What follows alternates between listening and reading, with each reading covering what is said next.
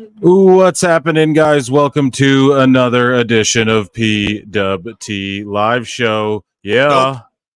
Oh, sorry, wrong one. Yeah. Let's go. I am all over the place today as normal. I think I actually always am when I start these shows, but I am your host, Phil Marks. And yeah, we're hanging out. It's Saturday night. How y'all doing, chat? Sorry, I started. Some people are like, oh, I finally made it without being late for once. Well, I felt like I was running late. I was trying to start a little earlier. I am watching it is an absolute vibe check. I see that. Let's go. Yes, chat's lighting up. Make sure you hit that like on the way in, folks. I'm watching UFC 302, and it's a crazy good card. I know Collision's on, guys. If anything crazy happens, tag me in the bookmarks. Tag me on X at Pro Wrestle Times on X. Of course, at Pro Wrestle Times is the long form podcast channel / the live show replays. If you missed this show and you're like, hey, where did the live show go, Phil? It's over on at Pro Wrestle Times on YouTube. So if you're subscribed to this channel, which is at Pro Wrestle Clips, and you want the long form version, you go over, subscribe to that. We're trying to get to 1,000 subs on there. We're trying to get to 3.5 thousand on this channel. Yeah. Top pod listeners, PWT Universe. Yeah. You guys are the absolute best. Yeah, so I think that's the plugs. Patreon's getting revamped. Member shows are coming soon. I'm getting all the ducks in a row. It is the summertime. And yeah, we're gonna get all of that stuff rolled out. I'm gonna set out like a members poll in the next like week or two. So consider becoming a member. And you guys will all vote on that, and it'll have to do with content and then some Patreon stuff in the works. It's going to be stuff that I would usually get copyright stricken for on YouTube. I'll go do over on Patreon. So I'm rolling all that out as well. And yeah, PWT Podcast 64 I was going to do with Marv the Movie Monster. We're both busy as shit. He might pop in tonight. I don't know. But we're just both busybodies. And so we were like, you know what? We'll do it. We're going to record it tomorrow or Monday. And we haven't done a recorded one in a while, like I'm always on his stream or he's on mine. And I was like, let's get something for the RSS feed. So, and I'm going to do one with Awful as well. That's like a pre-recorded where we're not just bickering on the live or watching wrestling together. We're going to do something where we dive deep into like, his book and motivations and all of those sorts of things. So those are coming in the upcoming week. And thank you all for tuning in as everybody files in. I hope you like the new tunes. I have a new intro video I'm working on as well. Intro, outro stuff for the live shows that I'm going to roll out. I was working on it today. I didn't have enough time to finish it. But yeah, chat, how are you all doing? I want to see how you're all doing tonight here. And also, yeah, I didn't end up sending the link out to everybody either who I'm trying to guess this and that on the show. So yeah, hang with me here. So today, as the title indicates, I'm watching UFC 302. It's the early prelims here. I doubt this show will go until all the way till the end of the UFC. Even if there's anything crazy going on Collision, make sure you let me know. Tag me in it. If there's a clip on X, let me know and we'll dive into it. I have some 83. Oh, come on, Eric. No, that's not fair, Eric. Connor Hassler, a new member and friend of the show. Thank you so much for becoming a member, my good friend. It's good to see you here, buddy. Yeah, message me on X or something here. Let me go to Conan. Yeah, here, I'll give you guys a Conan. You guys are waiting for it. Conan! Thank you so much. And yeah, as you see, Connor Hassler, he became a member. I think it's like 99 cents Canadian or something. So I don't know. Consider joining that. And yeah, you'll get a say in what content we do for members only streams, which will be coming. I assure you, what I want to do is get to where it's like 5 to 7, like 5 or 6 days, give myself a day off where I have like each day is a certain thing for you guys. You know what I mean? Like this day is member show, this day is live show, this day is podcast, this day. So we're building towards that. Don't worry, guys. I'm trying to get it all handled. It's a one-man band, man. Ring the alarm, man. Call me the Send man.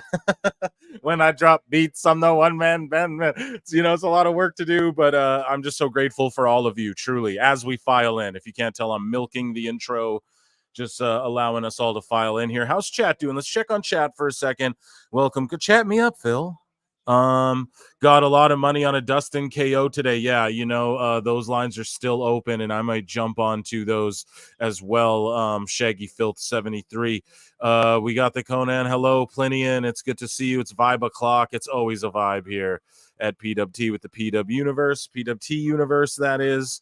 And yeah, man, I'm just great. Oh, that's myself. So holla, holla, holla. What's up? Okay, so we're filing in. So as the title indicates, guys, Eric Bischoff, he just sort of went off on Meltzer. Who doesn't? I do it all the goddamn time, but yeah, he went off on Meltzer on this Wise Choices live stream, and I got a timestamp, and I was like, yeah, I got to talk about this and like play his reaction to this clip, because like I could just redo the same bit, but it's going to add into the Dave Meltzer moment of the week, which I think I'm going to give to you guys early. I'm going to switch it up this time and give it to you earlier on before we delve into other things, because there's a lot of Dave stuff, of course, to always talk about. I watched SmackDown last night, though, as well.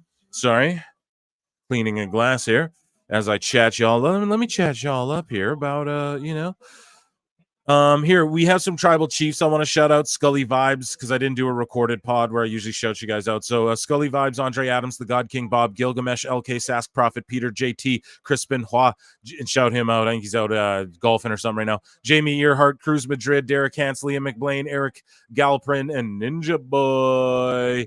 Thank you guys all for being tribal chiefs, of course, whether that be on Patreon or as a member. Let me give you a dummy. Yeah. Sorry, moved. I just was getting used to my soundboard, moved it around a little bit, working on some new things for you guys. It's never-ending adjustments here as we go and as we traverse. So I got Awful might pop in because he got lambasted by Thurston, and I think he does want to pop in tonight. So we'll that will happen. I'm pretty positive he's gonna want to let something off, and this is the platform to do it on, where he can go off on people. And the last couple clips that dropped, speaking of dropped, watching Perez and Edwards just got dropped in the UFC here. But yeah, I dropped a couple clips with Awful, and man, people love them. Like every time I drop clips with Awful, they start blowing up, dude. People enjoy me and him bickering back and forth, and I think it's because we're very differently opinionated. But he'll call me fucking, I'm cussing already, not even 10 minutes deep. He'll call me like redact, and I don't take, you know what I mean? I just laugh it off, and we just keep going, and it's just a hilarious time. So for $5, wow, John JID, what's up, bro? AEW's back to unknown CMLL talents coming in, like Hechi Chero and Stephanie Vacquer. I also started recently listening to 83 Weeks. Wow, Conrad's and oh come on, John JID. Now that's unfair. Oh, come on now. That's unfair. He's not. Oh, come on now. Eric's not that. Conrad's not that bad. I think Eric's more annoying. He's disingenuous, and he's an old head podcaster. Okay? He's an old head podcaster. Oh, come on, John JID. That's not very fair. Yeah, you guys. So last live show on Wednesday. Oh, and we have a very thank you so much for the super chat. Well, here, let me do this in order here. John JID, thank you for the super chat. But to touch on what you're saying, Stephanie Vasquez or whatever. We were watching Dynamite together, guys, and I was like, oh, they did a promo for Megan Bain. That wasn't Megan Bain. That was that girl. And then she came out and challenged Mercedes. Like, you understand what I'm saying? So, yeah, I mean, that just went over all of our heads. I'll give myself a dummy for that. Where is it? Dummy, yeah. But yeah, dude, that was very, very, very, very dumb on my part. But also, I didn't fucking know, because where's Megan Bain been at? Where's she been at, man? It's crazy. So they just played a package for Stephanie Vacquer, and then they just brought her in to fight Mercedes later.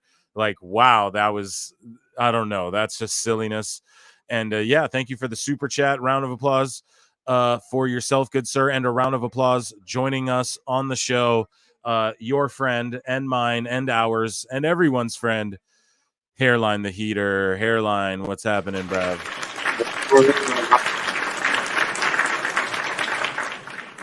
What's going on, buddy? Oh, man. What's up, buddy? Not much, man. Right on, man. Putting out some tunes, putting out some visuals and whatnot as of late, or what? Okay, so just plug here quickly. Yeah, I just dropped a new music video, you guys. It's called "The Quick, the Lucky, and the Dead." So go on to YouTube after this. That is, and immediately listen. Immediately after this, you go do that. Search that shit. Check it out. Give it a like. I appreciate it. Other than that, man, holy shit, dude! Fucking NXT on fire. Dude, WWE. on fire. Quickly, give me your thoughts. We talked about it ad nauseum the last live stream or two or whatever. Tell me your thoughts, though, Hairline. What do you think about Jordan Grace and TNA and NXT and their seeming working relationship heading forward? What do you think about Ethan Page joining up and attacking Trick? And yeah, sure, yeah. Okay. Jordan Grace, fucking awesome. I popped really hard. She deserves it, man. I honestly I haven't been interested in Impact since they parted ways with Scott D'Amore, but like as like huge supporters of that shit, it's good. Like it's good to see her get that kind of attention. Oh yeah. And then okay, so All Ego Ethan Page, is that the guy that fought himself at the TNA pay-per-view? Sorry, what? All Ego Ethan Page, is that the guy that like karate fought himself? Yeah, he's like the Karate Man cinematic match. Yeah, sorry for a second, I almost didn't even understand what you were saying.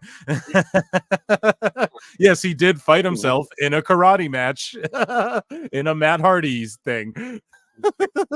Sorry, but yeah, dude, he was in AEW. They buried him down to like Ring of Honor. We haven't seen him in a long ass time, and yeah, he's not he claims he's not really signed with NXT, which I don't believe. I think that's an angle they're working, sort of like what they're doing with Brooks Jensen. They're doing like the Jack Perry thing with Brooks Jensen. But yeah, sorry, you go ahead though. Like your thoughts on Ethan Page versus Trick. Like, are you excited for that? Well, again, so just not to fucking parrot myself, but fucking what I always go to here. Shawn Michaels yet again showing that if you come to WWE, you will indeed be treated like a star. You won't be just some guy that gets left on red. You know what I'm saying? So good for him, man. Yeah, dude.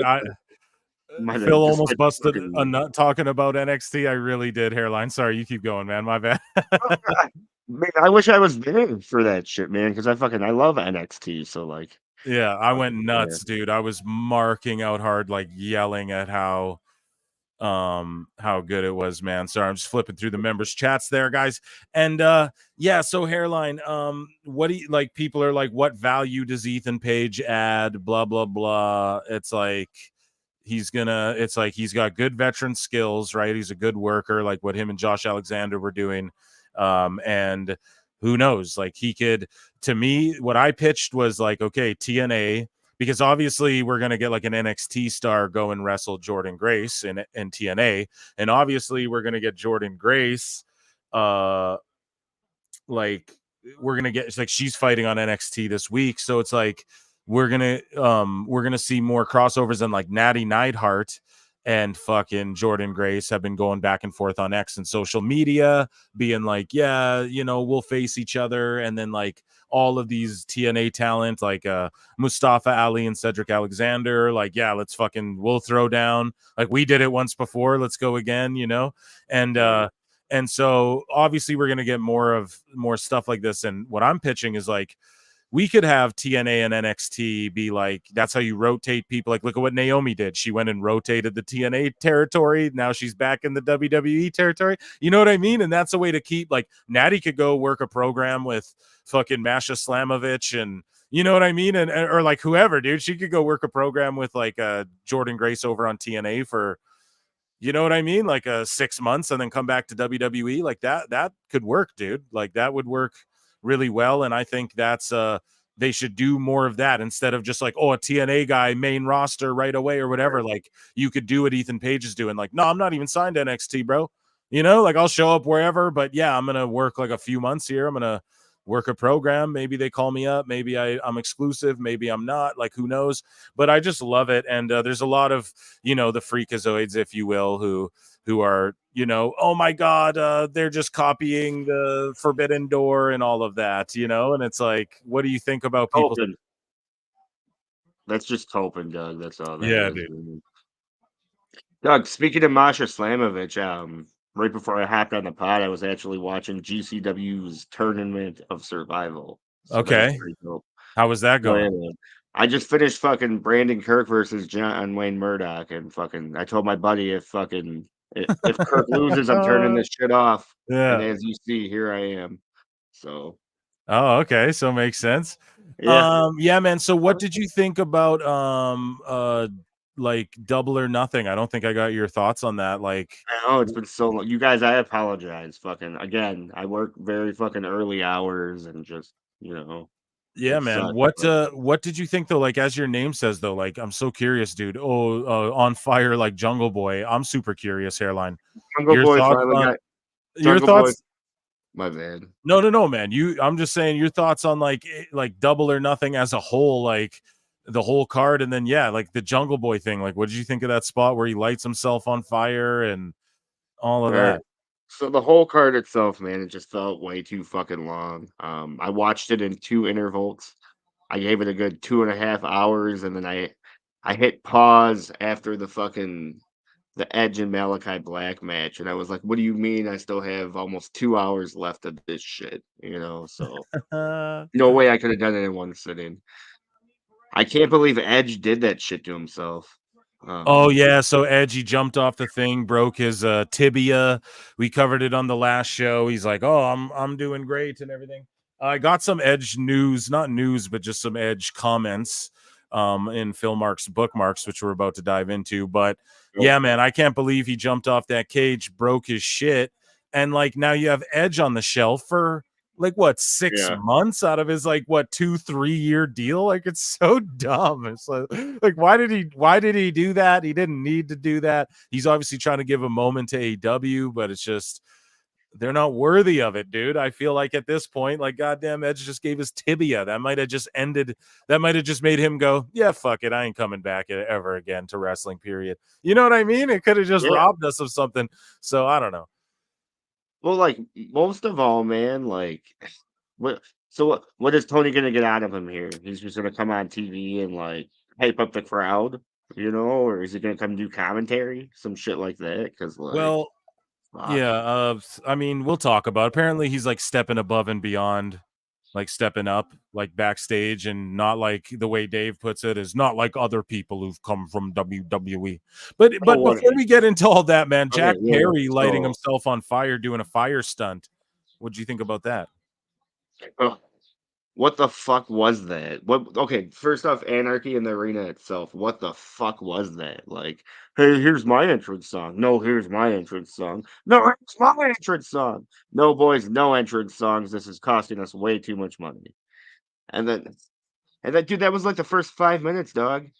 Um, and then so like the fire spot, Jack Perry finally got some heat, huh? That's what that was. Some Yeah. actual fucking heat, dog. So And then how dummy. and then they dangled Darby above the ring with Martha Hart there. Yeah, I didn't even know Martha Hart was there. That just made it 100 times worse. Yeah, dude, they brought her out at the pre-show, and Tony Khan announced that the winners of the Owen Hart Memorial tourneys both get title shots at the respective world titles. What do you think about that? I guess good for them, but fucking how disrespectful for Martha. I don't know. Like Jesus Christ. And Was it, I so like what was the point of all that? Darby came back early with a broken foot and broken nose, yeah, because so Eddie that Kingston broke his leg, so they had no one else.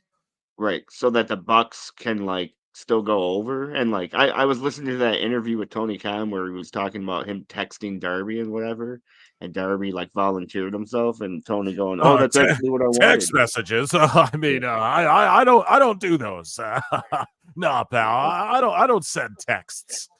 Oh, I do. They're great. It's the quickest way to communicate with the safest wrestlers in the world. Yeah, me and Darby, we share one brain. It's great. Very, very provocative. What same brain? Chat saying 200K for the final countdown to play no it on the pay-per-view. The final countdown. Yeah, it was pretty crazy, man. It was pretty crazy. You guys run those likes up. We're gonna jump into Philmark's bookmarks. You already know, but make sure you run those likes up. We're at 31. There's 80. There's 90 of you watching. Get those likes up to 50. 69 is what we try and hit every show. It's sort of become a bit. So hit that 69, and then we'll go from there, guys. But did you watch Dynamite the week after though? So Ospreay wins the international title, and then he wins this like a Royal Rumble gauntlet pin match, but only one guy gets pinned. So fundamentally, this match is it was fun. I said it on the live stream. I was like, I'm thoroughly sports entertained with this match. But the problem with it on a fundamental level is whoever gets the first pin wins. Instead of just what it should be is a Royal Rumble where anything goes and you can get pinned and you have to get pinned in the ring. That and everyone gets eliminated. That would be a good concept, but then you have to pin a bunch of guys. So AEW goes, there's only going to be one pinfall. But then they don't explain the match like it's a gauntlet match. But if like Jay White had a pin, like if the first two guys pin each other, it's just over. So then you got 10 boys in the back from CMLL and New Japan and shit. Now, of course, that's not going to happen. And I'm being a mark, but we're watching wrestling, so it's in kayfabe. You know what I'm saying, Hairline? In kayfabe, right. If the first two entries just pin each other, then you got 8 guys you flew in from fucking Mexico and New Japan and shit who were just backstage who don't get to wrestle tonight. You know what I mean? It makes no sense. So just unless they explained it, and chat can tell me wrong if they explain, but we missed it. They did 2 of those. They did one at Daly's, and then they Hotshot Book did another one already. Hey, why didn't you just do this one? Like, goddamn, like, what, you're just stepping on your own dick, dude. And but yeah, if that match was like elimination style, I would have enjoyed it more, I think. But and I was sports entertained by it. It was like uber indie shit, but it was I just wanted your thoughts. Like, what did you think about that concept of the match? And like Ospreay's the international champ. He won that shit. He gets a shot at Swerve already. He's probably going to lose to Swerve if I had to, because he's going to win at Wembley. Like they're building up to Ospreay wins at Wembley. It'll be great. So like your thoughts on like Wembley's the international champ. What are your thoughts on that match? And what are your thoughts on him going to face Swerve? Well, I guess I will start this with going off Tony Khan logic. What we've seen him do before is like, how quickly did we see Adam Cole and MJF touch hands? How quickly did we see various other people touch hands right away? So clearly they're going to wrestle right away. So that is what it is.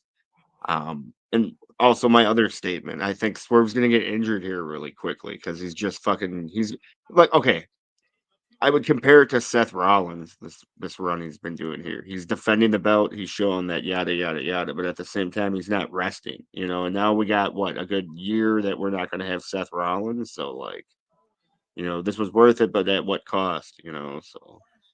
Yep.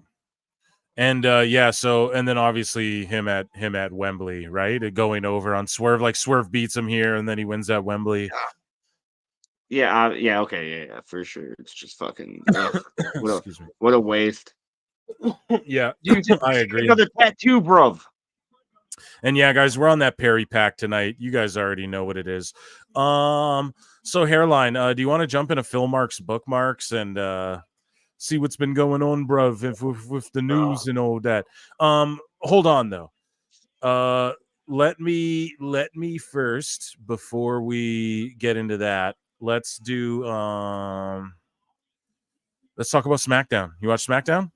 Yeah. Okay, so this shit was really good, and I know, and I'm glad you're here, Hairline, because I know the good folks, the good PWT universe, want to hear us do a good old review. Yeah, we're going old school, anniversary style. Make the ropes red, white, and blue for the troops. I'm sorry. I'm so Trump. What about? We'll get into that later, man. Yeah. Oh no. Oh man. Well, it's relevant to pro wrestling, so we get it. I know everywhere's all. Anyways, guys, so let's look My at country's embarrassing. let's look at SmackDown. Doc Chris Mueller did the SmackDown results, and let's review it. So I don't know, man. There's a recap. Yeah, you watched it, so let's get into it. PWT chat. I know you guys like when we do these reviews here, so we're gonna get into it here. Unplanned. Yeah, I'm ripping up the script and throwing it out. I have a conspiracy theory. Are you guys ready? Here's my conspiracy theory. I filed. Vince has been mentoring Tony McCon for a while now because just kidding. No, Tony just wishes he was Vince. But like just think about it. He's doing everything like we're going to get into it later. I think we talked about it on the last live stream, I think with Awful, but Brian Alvarez is saying like Tony's ripping up scripts like on the fly and doing everything Vince was doing when WWE was at its worst. You know what I mean? Instead of being innovative and doing what WWE's doing now before Triple H had the chance to do it with WWE, you know? So it's an epic fail. You haven't watched SmackDown yet, John? Sorry. Nope. You're about to get it spoiled, bruv. So there's a recap video for both the King and Queen of the Ring. Catches you up on everything going on in WWE, which is great. And then Bayley comes out to the ring, and I think Nia Jax was out there. Yeah, and then she's talking. She's like, Bayley, get out here so I can get a shot at your belt. And then Niven and Chelsea jumper. Now I was like, shit, we're gonna get a Niven, Chelsea, Nia faction.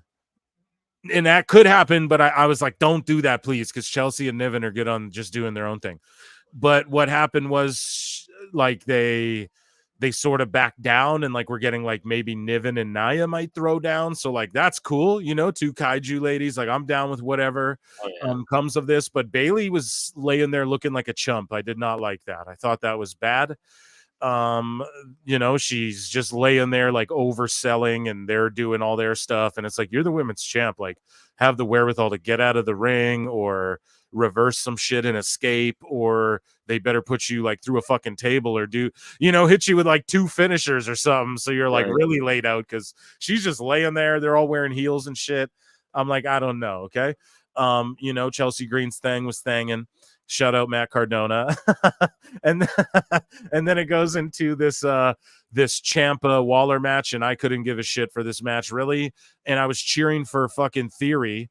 Pardon me, not Waller, but Waller was out there with him, and I was cheering for Theory. Ciampa gets the win.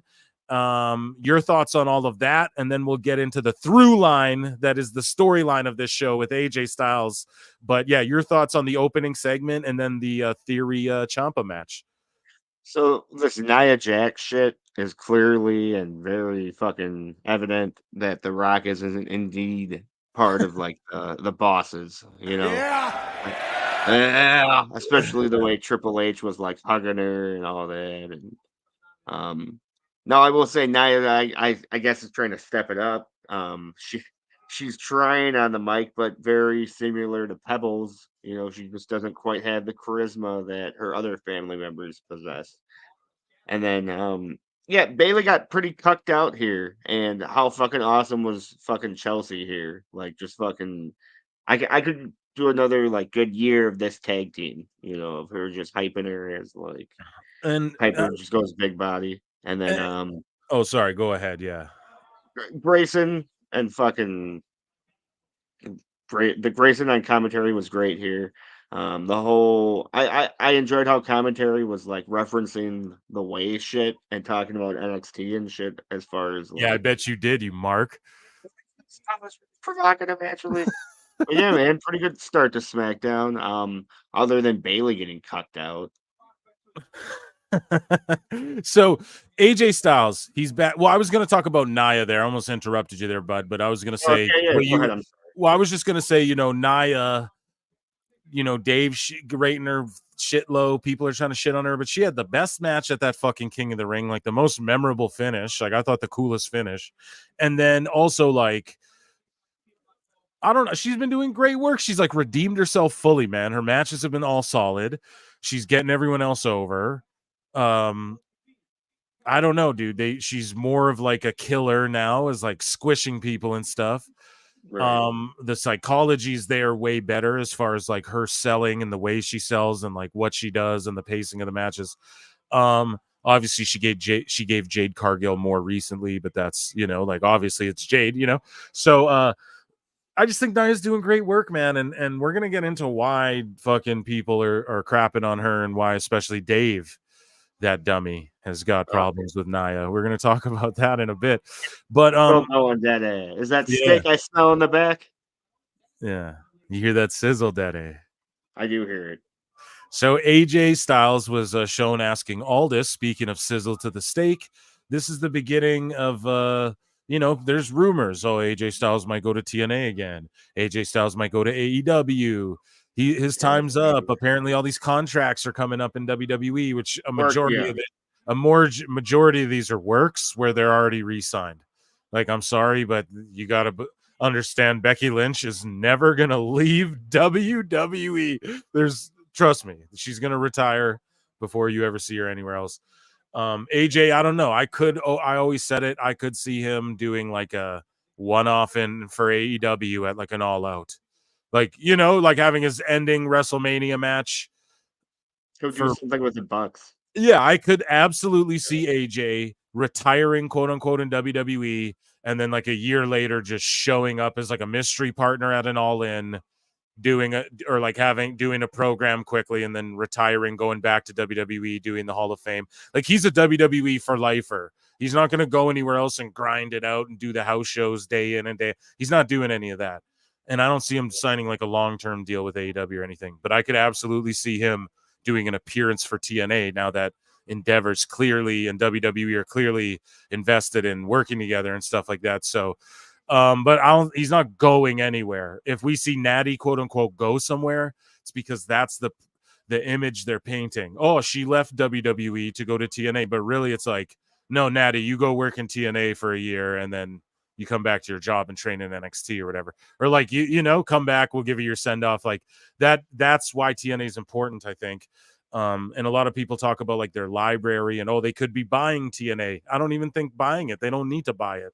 They can just work together, that's just better that way anyways. Anyways, it's just like, but like WWE, they don't own Marigold, but they have vested interest in that shit and they work with Rossi. It's just better that way of, it's better for the pro wrestling industry that way if they don't just absorb every single last thing. Anything that's competition though, like WCW or AEW, let's say, yeah, you like absorb that shit. Yeah, we're gonna destroy it, and then I'm gonna then I'm gonna pick up none of the contracts because they're on Turner Warner. We're gonna get the AEW invasion, but it's only gonna be the guys from Ring of Honor. Dude, oh my god, imagine the AEW invasion where like the Bucks and Kenny and them choose to sit home. Who do they have invade?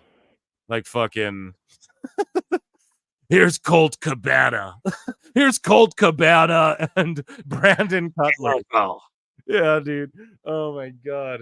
it'll be Jericho. Yeah, it'd be Jericho, yeah. And then who would defect? It would be like, yeah, Cody would have to it would be Punk, bro. Like when Austin defected to WCW during that invasion, Punk would defect. And he'd be like, actually, I am AEW for $10. Thank you so much, man. From what I was reading, TKO negotiates with talent as their contracts come due. It's what TKO does with UFC talent. Yeah, exactly, dude. That's what UFC does. And if you're a champion, well, here's what also TKO / Endeavor / UFC does. If you're a champion or you have like clout, they will wait until your next fight. Well, they always do this with champions in UFC. When you win the belt, they renege your contract then if it's in their favor. If it's cheaper, then they try not to. But whenever you have one fight left, if UFC wants you, they'll renege with you right then. So like with one fight left though, so they'll wait. If you have 4 fights left, they'll ride that out until you're on your last fight and especially with champions, they'll try and renegotiate before they become free agents right before. And it seems like that is what WWE's doing. It's like, here's a big match. Here's your world title run. Yeah. But I think this is good. It's like, Becky, here's your world title run. Right. You've helped us so much. Go take time and be a mom and heal up and go be with your hurt husband. And you guys will come back. Like, how do we miss you if you don't go away? You guys will come back in 6 months, a year, and it'll all be good. And Becky, you don't ever have to wrestle again. You can just be an ambassador for WWE if you want. They never cut ties with her. She's a real draw, like as a female talent. And it's like she wouldn't go anywhere. Like, what would she do? What Right. the fuck would she do, man? Like jump off a cage somewhere like Ed? She just did that on Raw. So it's like she's all Just good. like Yeah. okay. And she didn't break her fucking I wanted to say this earlier, and it slipped my mind. But hearing you say cage, it reminded me of Edge jumping off the cage. It's just more of the Sting shit, where like these older guys are getting peer pressured to wrestle like the younger guys, when these are the guys that need to be speaking up and be like, "Hey, dummies, we're supposed to be working smarter, not harder. We're Yeah. supposed to be working the fucking Marks Carney shit." Yeah, man. But yeah, thank you so much. Round of applause for that super chat. And you're right. You're right about that. Absolutely. And we have another one here from Jimmy B. Thank you. Buy out AEW just to fire Jeff. Oh man, thank you for the super chat, Jimmy B. I think, yeah, buy AEW, and then he goes, yeah, Vince goes on TV or Triple H. Yeah, there's one guy, JEFF, and he's GONEE. Get out here, pal. Oh man, that's funny. So yeah, AJ Styles though, he's teasing, I'm gonna get out of here. I'm gonna go work somewhere else. I've done everything I can do. We get Andrade versus Apollo Crews randomly. And Crews is out there, and I'm like, sweet, it's good to see him. I'm not hating. But I don't know, they had a good match. Legato's trying to convince Andrade to come join them. Looks like he's not going to, just like in AEW. So it's literally like sort of continuing his AEW storyline of like different factions and managers are like, Andrade, we want you to be with us. And he's like, no mas. No. Promo last week. But the week before, dude, when they let him speak and like had the captions at the bottom, like, fuck, dude, AEW dropped the ball on that shit. Yep. And so we got I don't know, we got a match though. Andrade, really, I enjoy him. I love him. And good shit.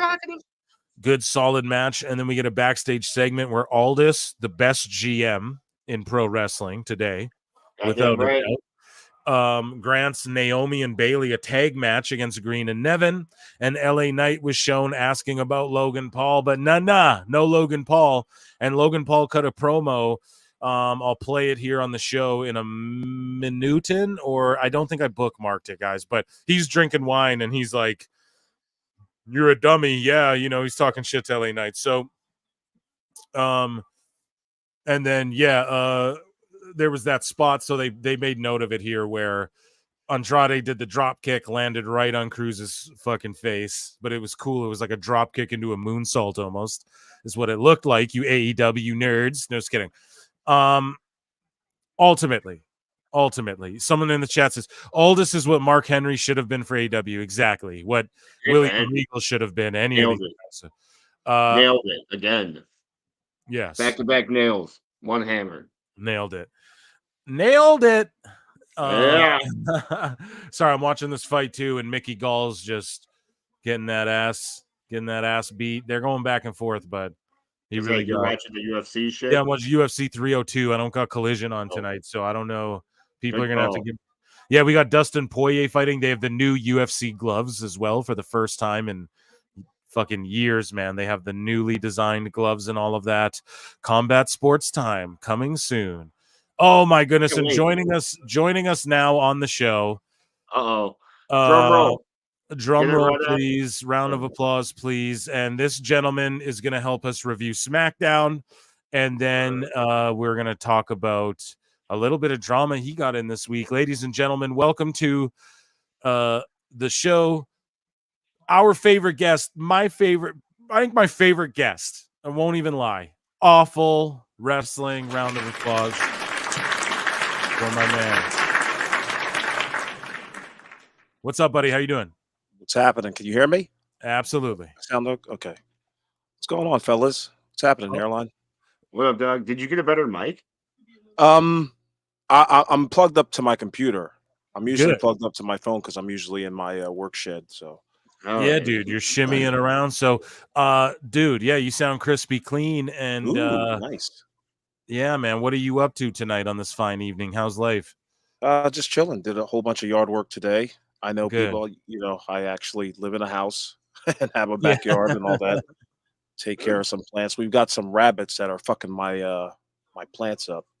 But that's another story for a different day. Yeah, dude. Going on, chat? What's happening? They love you, man. They were asking for you early on, and they were like, Thurston went at him, and I'm like, oh yeah, we'll get into that. And Awful's always welcome here. And man, people, I got some haters coming at me on X there, like from our last live show we did, Awful, and people were like, well, this one dude was like, you literally have the most toxic AEW hater account on your podcast, and he was just freaking out. And I was like, bro, you didn't hear him calling me redacted? I was like, bro, we were arguing the whole time. I don't agree with him the whole time, bro. I was like, that's not what makes a good conversation. Like, don't be so triggered. And then he kind of came around, actually, but he was still just being a little ass. But I catch heat working with you, my good friend, Awful. But man, I'll never stop. Send that heat this way. Man. Send all that smoke this way. Yeah, man. He wants the smoke. So we're reviewing SmackDown. Did you get a chance to watch it, to check it out? I actually watched just a little bit of it before I, went outside and touched grass. But yeah, I heard it was an okay show. It was pretty decent. It was pretty decent. We have just lots of storytelling. So the through line of the show is AJ's like, I got to make an announcement in the ring. Nick Aldis, please give me a minute. Like my future is in question, whatever.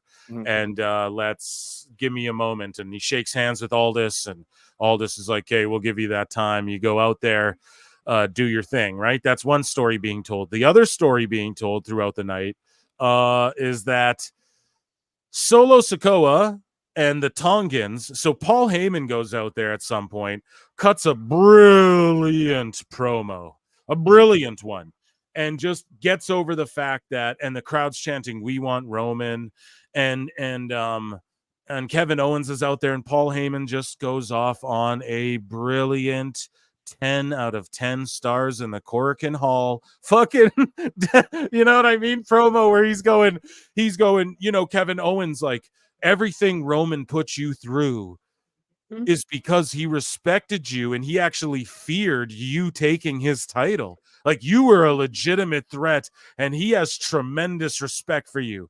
And then he goes, but these Tongans and Solo, they have no respect for anybody. He's like, they're bloodthirsty animals. They're dude. He's like, they're savages. They're criminals. He's like, they're borderline criminal. They're bloodthirsty, right? And so, man, just spitting fire and then telling the story of like, yeah, Roman was a piece of shit, but he's going to come back and be a babyface. How do we forgive him? So he's planting the seeds already. It's like, no. Oh, Kevin, everything Roman put you through was because you actually made him scared. Like, he's making us like empathetic towards Roman, or like, he's making Roman human again after him being this god after so long. Roman's not even on TV, and Heyman's doing it because he's such a brilliant just wizard on the stick, man. And so I'm blowing this to death, guys. I'm snapping again, but it was just Paul, man. I can't stress it enough, just how he's the layers to this story. And if people are saying the bloodline story's falling off, I'm sorry. You just, like, you ain't never read a book, bro. Chapter 4 sometimes chapter 2 is better than 4, but 4 sets up what happens in 6, which culminates 8 or whatever. Like, it's called Beats, man. And this is really, man, this is a really important part and an important episode of SmackDown. I felt maybe it wasn't the most lit SmackDown. It was an important SmackDown for storylines. And Paul Heyman is one of those guys that he doesn't have to show you anything. He can tell you. You know what I mean? Like he's one of those Right. few gems in professional wrestling where it's just like he doesn't have to show you anything. He just all he has to do is just tell you, and you get the story right then and there. Yeah, dude, he could sell sand on a beach. You know what I mean? So he does this whole promo, and Kevin's my girlfriend sees Kevin Owens, and she always goes, he looks like he stinks. Like he looks like he smells bad, is what she says, right? And then she goes, "Oh, he looks good. He looks kind of lean, like he showered and stuff." Shut up, Kevin. I'm sorry, bro. That's what my girl said. I'm sorry. But she goes, she's saying that, and Kevin's looking good though. He is. He's looking tan. He's looking good. He's looking lean. And so, but it's serious, and he might, I don't know, we might see a little bit like, is Heyman working Kevin? I don't know, but he's selling it good, just sort of being serious, and a guy who a lot of people go, Kevin Owens is just like that fat guy who can fight. I think he's starting to show more than that too now, and the whole RKO sort of tag thing, I think it's I don't know. Is that still a thing? He was wearing an RKO shirt, so I'm questioning all that. Whatever. We get into a tag match. The GODs versus the Street Profits, man. And the GODs were just great. To me, I was marking out so fucking hard as a New Japan mark seeing this match. This is a match. Who would have ever thought we'd see the GODs versus the Street Profits for what it was. And the psychology, man, was just really good of the way this guy rated it a B, good, because and this guy's calling it GOD too. They just call it the Bloodline. I call it the GOD. We all know what it is. But so it was a good match, huh? Man, it was just a good tag match. They do good psychology, like solid tags, cut off the ring. Tama's like the speedy savage, beat you down, and then to slow it down, he tags in Loa. You know what I mean? Then Tonga Loa comes in. And he starts his powerhouse shit. He does like these and then they do vicious shit, like slam him in the turnbuckle, pop him up for a power slam, and like just, it's nothing too crazy, and it's not botchy. It just looks like two guys mugging you and gooning you, running clothesline, punch you a million times, bite your forehead. Haku, bro. I love it. I love this shit. And they're just selling these guys like really well as like, here's the wacky, crazy cousins that you don't like to drink with on the holidays because they get crazy, and but you know, they punch somebody. And yeah, man, I love this. I'm blowing it to death, this whole segment. And so this is why the Street Profit, because I had my TV on low and I saw the Street Profits in the beginning of the show, and they were walking into the ring, and they certainly did have the "I'm jobbing for somebody tonight" look on their face. So yeah, so that's all I saw. But I had no idea that they were facing GOD. So yeah, man. Are you familiar with them from back in New Japan day or what? Not from New Japan. I'm getting familiar with them now. I mean, I guess when I watch the match, I'll judge for myself. People are saying it's a good match. You know, I'll see. Yeah, it wasn't like blow you away. It's just good psychology. Yeah. It's good wrestling, bro. It's like, that's a TV tag team match right there. Hairline. Your thoughts, man. GODs, bro. All this time later, dude. GODs in SmackDown fighting Profits. Your thoughts on Heyman's promo and this match? I guess initially what I want to start off with here is like the brilliance of this entire thing of Paul Heyman just getting across how dangerous and scary these guys are. Is when fucking Jacob debuts, Paul's just gonna be like, this guy's the most dangerous ever, you know. So like, it's just like you said, chapter 4, you know, chapter 6 is where we're gonna get Jacob, all that shit. Yeah. All right, the match itself, whoo, like you said, never saw this coming, you know, fucking. And as that New Japan mark, holy fuck, dog! It's just great to see them get this moment, you know. Right. You know what? Paul Heyman saved these guys millions of dollars by not showing any New Japan Pro Wrestling footage. Just tell the story. Just like I said earlier, like you don't have to show anything going on in Tokyo or anything like that to get across that these guys are vicious animals, they're savages and all that. They're savages. Yeah, they're bloody savages. Yeah. They're bloodthirsty animals. Yeah. They're dogs. Yeah, crawl around like a dog and bark. Yeah, dogs are funny. Yeah, I think that's why I didn't like Homeboy's entrance last week. Because for every woman who strips naked and barks like a dog on Raw, I'll donate a puppy to a friend, or maybe he was crawling like a dog. You'll have to pick them up from my private plane, though. I just can't text you the coordinates. That's the only thing I can't do. Sorry, I'm so sorry. We have a super chat. John JID says Dax just said in a promo, if I have to walk out here and breathe my last breath for everyone who gets a paycheck at AEW, I will do it. Dork. Hairline, what do you think about that? What a dork. God, okay, we get it. You fucking, is this all you have to do to fucking keep your job and like your job security? Boom. That's exactly what this is. I think it's more than that. I think he wants to just stay on TV because he's already got the job security. You know what I mean? Like, it's not like there's going to be a breach of contract, but I just think he wants to stay on. Like, this is how you do it. You got to always suck ass and say that, AEW is where the best wrestler. In fact, Swerve Strickland has not said those words, and look where he's at. Yeah. You're right. Think about You're that. right. Anybody who's not said it, anybody who has said it is now on top. Well, save for Edge, who was on the top of the cage and then he broke his tibia. But as far as everybody else, like if you don't say the buzzword, you don't say those buzzwords, bull, you'll be in catering for a little while longer. Or if you're a world champion, you'll be mid-carding it. Or if you're Ryan Nemeth, you'll get out of your contract because your brother's Dolph Ziggler somehow. Yeah. So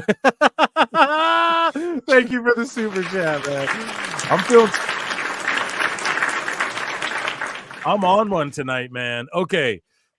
So let's keep going here. Let's fly through there because that was the key shit. Let's get to the AJ stuff, but we get the whole Naomi and Bayley versus Niven and Green. They actually get the win over Bayley and Naomi. Shocked me. I'm cool. The crowd wasn't really into this match though. It was lots of crickets for Naomi's little taunts and chants and all that. Your guys' thoughts? They haven't done shit with Naomi from what I've seen in the last few weeks. I mean, yeah.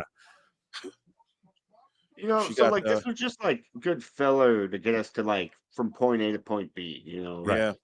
So, and then Naomi is a decent worker.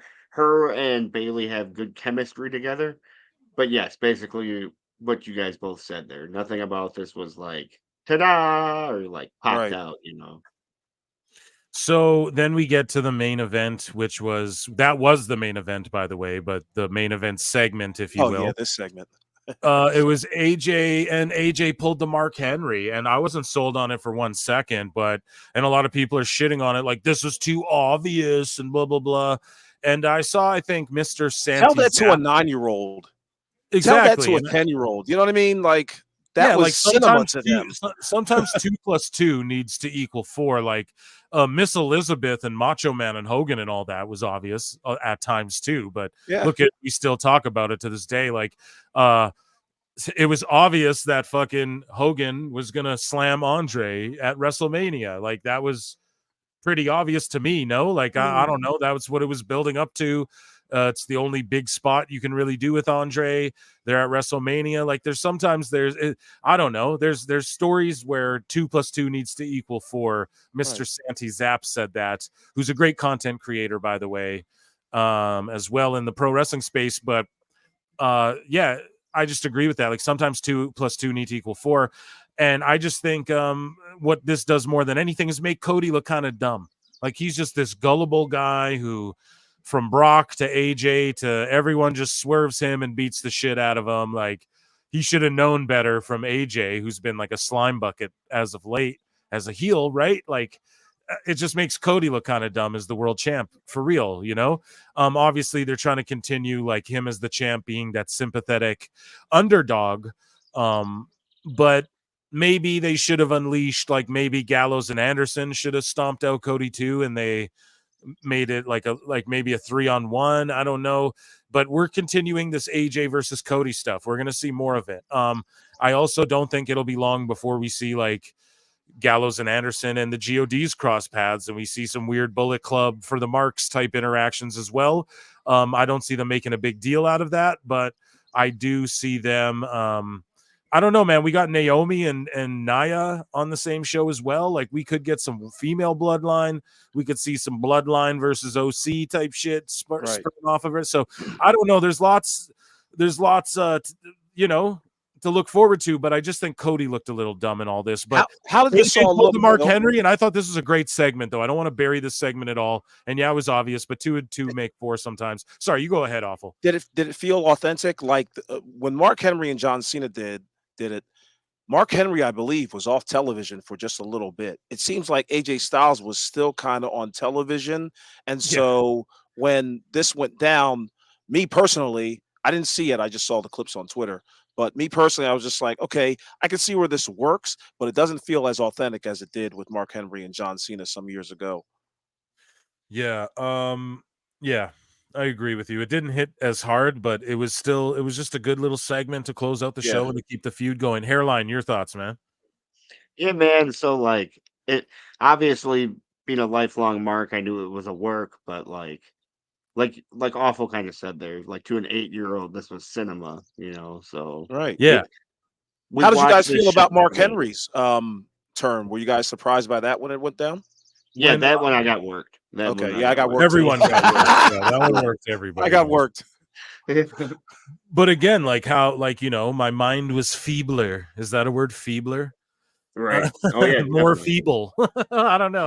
What was that? 10 years ago? Yeah. So it was so you guys were like 13, 14 years old. Yeah, no, not even. No, I'm not joking. even I was like 20, 21. Okay.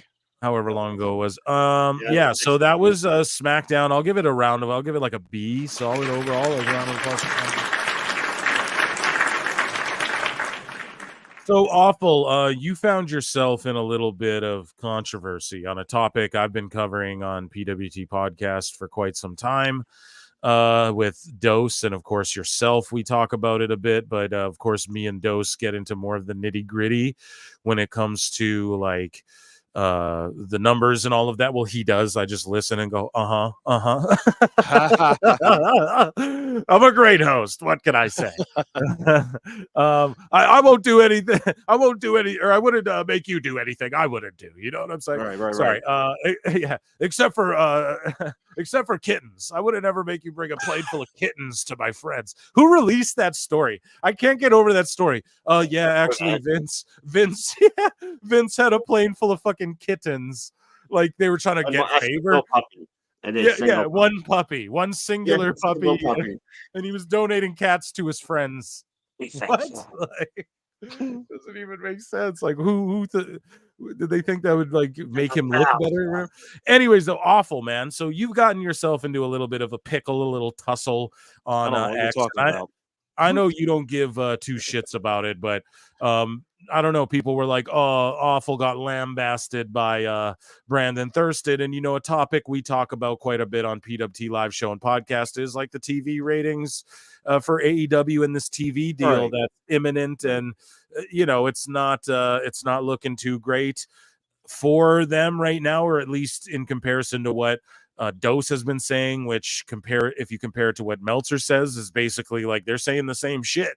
Meltzer's just saying it all this time later now because he's forced to admit it, but it seems like Tony Khan wants to sell the package deal. He wants the pay-per-view and all the TV shows and all the Ring of Honor and the tape library, and he's valuing all that, blah, blah, blah, blah, blah. And the TV ratings are something that often get brought up. Well, look, they're not that great. I've always said AEW's got about 800,000 who will tune in regularly throughout the week. So they're not going to show up for every show live, but they'll be there. If you got to add Collision with Dynamite or whatever, you got about 800,000 who are going to tap in every week, and check it out, who watch TV. There's a lot who pirate and stream it. And that's if all of them watch. That's if everybody watches. Exactly. I'm saying 850. At the right, max. and so if you scale that up, though, again, if you want to compare it, WWE, well, more people illegally stream WWE than illegally stream AEW, but I'm just saying that sorry. Philly Phil, that's the new one or what, buddy? So anyways, anyways though, man, we're Awful's on Twitter and Brandon Thurston, and we bring this up, and Andrew Zarian and Dose, and how Dose got into it with Zarian and Thurston, but I think Thurston has Dose blocked actually, so look out, Awful, you might get the same treatment. But what happened was basically you took a screenshot and shared, I'm sure, a tweet that you saw from someone else I'm sure. Like everybody shares these. I've never even seen Thurston come out and say this to anybody. But you shared this screen grab of Dynamite's ratings, and I want to break down these ratings with you folks. But Sure. first, let's get into, because it's actually quite interesting when you break them down. So we're gonna steal Cornette's bit here, but awful. Do you want to read this, or do you want me to read this in your voice, or what? I do want to say publicly. Yeah. Do it in his voice. I do. Yeah. See if you can pull that one off, Phil. See if you can pull that one off, Phil. See if you can pull that one off, Phil. I'll get it. Don't worry, you motherfucker. You challenge me, I'll get it. Listen, I do want to make mention to everybody listening for the future reference. That third bullet point, I have no definitive proof for. That one was given to me about the Modern Family on TBS. So this is breaking news, everybody. That third bullet point may not be correct. I can prove the first one privately, and I can prove the second one, but I cannot prove the third one definitively. But anyway, yes, it says The Big Bang Theory garnered 982,000 viewers with a 0.31 rating among adults 1849. When Dynamite aired, almost 250 said, "Fuck this." AEW's competition, aside from the NHL game, was BET's Sisters that aired at 9 p.m. and got 877,000 Sisters, viewers. is that like Sister, or what is that? It's a Tyler Perry. It's a Tyler Perry show. Okay. You know, so yeah. And 1.17 in the 18 to 49 demo, and it placed third in cable. And that's true. Now the third one I'll read, but I can't confirm it. After Dynamite, Modern Family on TBS drew 781,000 viewers with a 0.25 in the key 1849 demographic, the exact same number as AEW. But I do want to say, while that number may not be accurate, it's curious to me that Modern Family did come on after Dynamite, and the number actually did go up. Now, I don't know if that drops immediately after, Modern Family comes on, but I've been told, some people haven't shown me any proof, but I've been told that it ranged within like the 200,000 to 300,000 area. And I'm like, well, how did I can't really see my screen, but yet, like, how did an additional 80,000 people come at the very tail end of Dynamite? You know what I mean? Like, where did they go? Yeah, and to that too, people talk about like lead-ins, like, bro, do you see what comes on after and before, like Raw and shit? It's trash. Right. So I don't want to, whatever. Either way, I like that. So what were you saying is false about the Modern Family part, though? Sorry, that's completely. I don't have that. That so. number came to me by rumor when I asked for verification. Okay. When I asked for verification. Yeah, it can't be verified. Right. Okay. So it's here. It doesn't even matter almost. That's almost like a moot point right there anyways, but it does add to your argument, but doesn't take away if it's not true either. But either way though, we have the ratings. I want to break them down with you guys, but then Thurston comes under and goes, "This motherfucker." At Brandon Thurston goes, "Hi. I've asked you to not post these images before. Discussing the data, republishing the numbers, making your own chart is fine. Please don't share our image that we create for subscribers. We share them publicly after 7 days. This is the message on every quarter-hour report." Except the one that I've got shared. So where did you get yours from? Like I've never seen this ever, and I didn't know that these were for subscribers, and he releases them 7 days later. And I follow Brandon Thurston, but I didn't realize this, and because I see people post these all the time, and it's the ones that everyone shares around. So you responded fucking brilliantly, in all honesty, and we're gonna get to that. But let's read this here. So just to give him his fair due, there's a disclaimer here. If you rely on this report and any subsequent reports or social media posts, please credit WrestleNomics. Please don't republish the chart images themselves. Okay. I mean, like, all right. Okay. Okay, Brandon, right? Like, shut him out. I don't hate Brandon Thurston whatsoever, but I'm not hating on him ever. Brandon, bro, you could have DM'd me all that shit. Like, he yeah, tried. Like, bro, somebody actually DM'd me. He was just like, oh, he's looking for like new people to get within his range, because things aren't looking so hot on his fucking impressions and engagements. I don't know if that's true or not. Damn. But it does let me. I mean, as you can see, he got a pretty good engagement out of that. You know. Yeah, man. You see it too. You see it a lot that you see the people shifting the way they do content. You see these other little channels popping up and stuff. And yeah, man, it's an interesting time for sure for this whole it's just funny that I don't know, shout out Paul Nolan, but reporting on wrestling is just an oxymoron in general. So even breaking down the numbers, like it's silly. You know, it's goddamn wrestling, but ultimately we at talked the about end that of the shit day, last week, Phil. yeah, I know. Yeah, dude. I was gonna say mine and yours clips, dude. I told everyone earlier in the show, like they do great, man. Me and you, awful. Like they just do great. I don't know what it is. People like hearing me and you go back and forth, and you calling me redacted and shit. People love that, man. I love it too. It's great. Makes for a great show. Anyways, though, so you respond to Brandon Thurston. You were just gonna take that, and we'll let you elaborate a little bit more. Okay, you read this here. Read your response to that. All right. Let's discuss this publicly, since DMing me to discuss it is too much. I post the chart because it's shown to me. What I get doesn't come with a disclaimer or a Surgeon General Thurston's warning. Secondly, I make no allusions to making this chart at all. You'll never find me claiming I made it. If you made it, great work. Fuck good work. Great work. It's informative. Third, in the body of your own fucking chart, there's a gigantic watermark of WrestleNomics in the background with source credit and your Patreon page. You credit yourself all over it.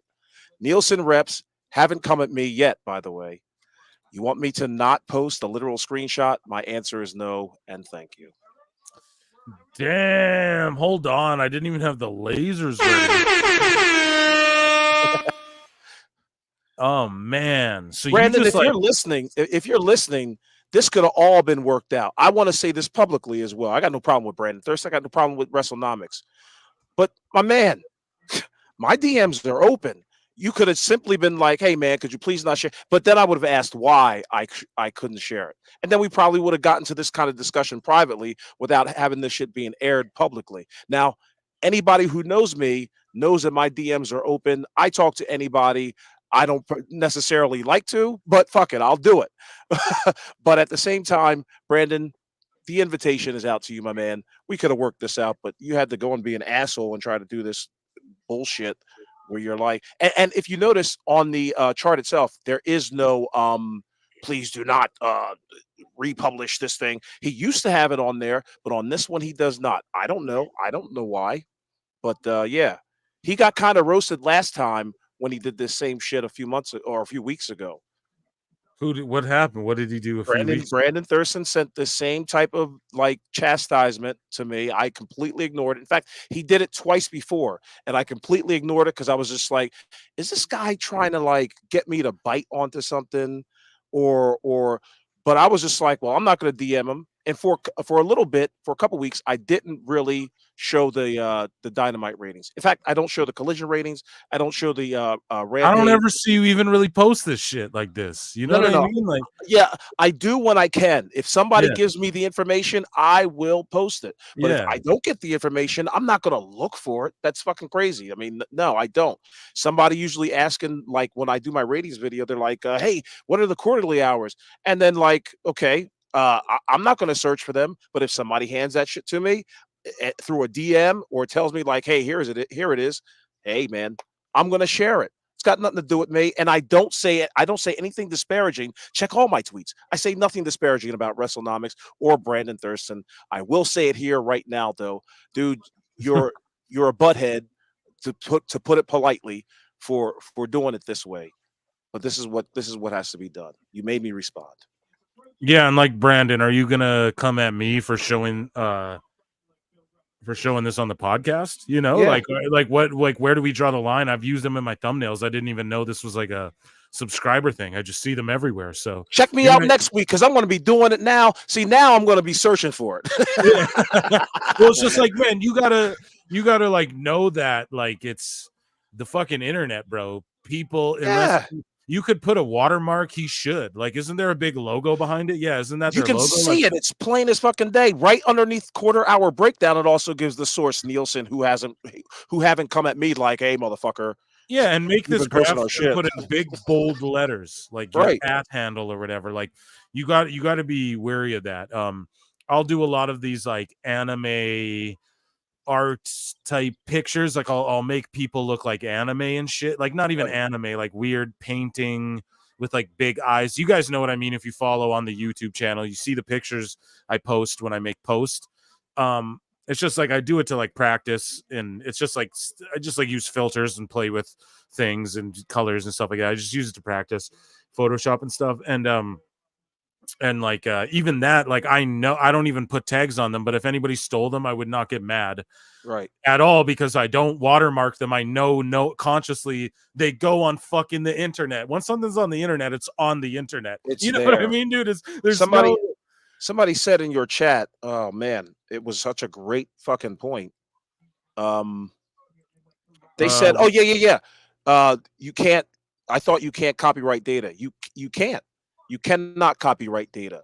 But what Brandon Thurston is trying to do is he's trying to monetize off of the data because you have to pay a certain subscription amount to Nielsen to get that sort of data early. Okay, that's cool. But you're charging your subscribers. Yeah, very Meltzer. You're charging subscribers for the work that you did. But if that's the only thing you've got going on, I don't see how your Patreon is going to last too long. What else are you offering? You're shooting hard, dude. Well, I'm just being real. I'm asking questions. Hopefully, I'll get some answers. But goddamn, I mean, I'm just sharing a screenshot. I'm not going to share the disclaimer. Thanks for bringing it up, though, Brandon, for showing me. But it doesn't mean a goddamn thing to me. I'm not a subscriber. The people who follow me and who I follow, they send me this information. I send it to the public. I don't want to get charged for it. I'm not trying to charge anybody for it. I only have one monetization point, and that's at the very end of AEW's existence when I'm trying to fucking, sell a book. Other than that, my shit's free. Man, I better get speaking of free, I better get a free copy of that goddamn book, Awful, and I'll review it on the show. What are you so you believe AEW is going to go away? Good, thank you. Yeah, awesome. And that's how you do it, folks. Hey, now hold that's on called debate. Yeah. But yeah, that's. But that's how it goes. But yeah, you'll get a free copy. Hairline, you'll get one too. Absolutely, man. And here's the other thing. It will not be. Listen to this, Brandon. It will not be in one of those. I won't be in one of those positions where somebody will be able to steal my book and sell it all for free. You know what I mean? Like it won't be an audio book right off the bat. It's going to be actual paper and print so that you have to buy it in order to read it. Oh, man. Awful. I love you, buddy. I like you guys too. You give me such great gold content, man. I appreciate it. So Neckbeards pipes in and he posts the picture as well, and he goes, shout out Neckbeards, man. I fucking love this guy. Don't share images that I share publicly on my Twitter feed. Okay, I won't. Gotta give him a heart for that shit, man. I love it. Gotta give you a heart too. I love that. Let's break them down now. Let's look at the ratings and let's actually break down what they were here. So we have 931K. Right? We start there. That's Big Bang. I guess Big Bang's hot again, right? Right. So what kicked off the show? Mercedes Moné live promo angle with Sky Blue. Double or Nothing recap. Kill Switch versus Swerve in the Godzilla. Like, did you see how they did like what was it? The House of the Dragon match? Oh yeah, Luchasaurus wears a dragon mask. Let's have him. He's dressed like a dragon. He can go. It'll be great.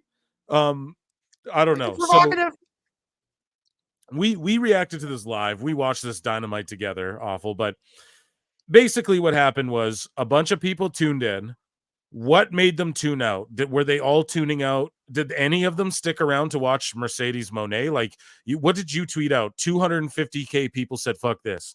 So we saw a bit of a spike for, is that Jericho? Or Samoa Joe? Like, they stuff so much into each thing. It's like, what is the difference maker? Like, what made people tune out of Romero versus Moxley and then Orange Cassidy live angle? So I guess people are tuning out for that. then they get an increase. Like, why were the ratings fluctuating like this? Do you have any idea? Me personally, I think it's because of the offerings that they were given. Mercedes Moné, a live promo. I mean, nobody wants to see that.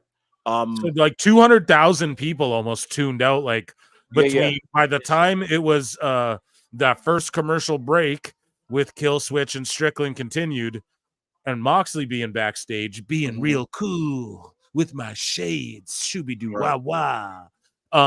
Like 200 people dipped out. So like whose fault is that? Mercedes? Right. I believe it's. I mean, it's Tony Khan's for bad placement of things on the show. Just looking at the lineup he's got here, I don't know what you would put first, really. Whatever your biggest angle is, if that's the Elite and Christopher Daniels, or that whole thing, you put I'm them. sorry, I don't mean to laugh, but like, come on, man. I mean, you put that in segment 1. If that's your biggest thing, you bookend the show with that. You put Mercedes Moné in the very first segment, hoping that she was going to retain some sort of audience, and it did absolutely nothing for you. Then you put Kill Switch versus Swerve, in that first segment as well. Nah, that's no good. You didn't build Swerve up to be anything. It's just fucked how they have Swerve just wrestling random matches. Hairline, he did not say the word. He didn't say the words. Hairline, you though, like, who do you blame this on? Like, just people tuning out of Big Bang, or are you like, nah, man, we see? Because to me, man, Mercedes ain't it. I'm sorry. In AEW, it just ain't it. She needs that WWE machine to make her look like that big giant star. And we're going to get into it, actually. We'll transition. Apparently, she's difficult to work with in WWE. People are saying, I don't want to shit all over her or nothing like that. But I mean, it just feels like a cheap, phony version of what she was doing in WWE. Your thoughts, Hairline, on like Monet, and just look at that drop off. Pretty bad, man. So her match with Willow was like one of the worst matches I've ever seen in my life. We're going to get into that's a big part of this show, what Dave Meltzer had to say. We'll get into that right after this about what Meltzer had to say. We'll give you Meltzer's moment of the week early here tonight, folks. But what Meltzer had to say about fucking that match, Hairline, it spurs off in all this Eric Bischoff shit we got lined up here. Anyways, didn't mean to cut you off, but you think it was that bad of a match? I actually put that match over. I thought it was a solid match, but no, let's hear absolutely not. Okay. Absolutely not.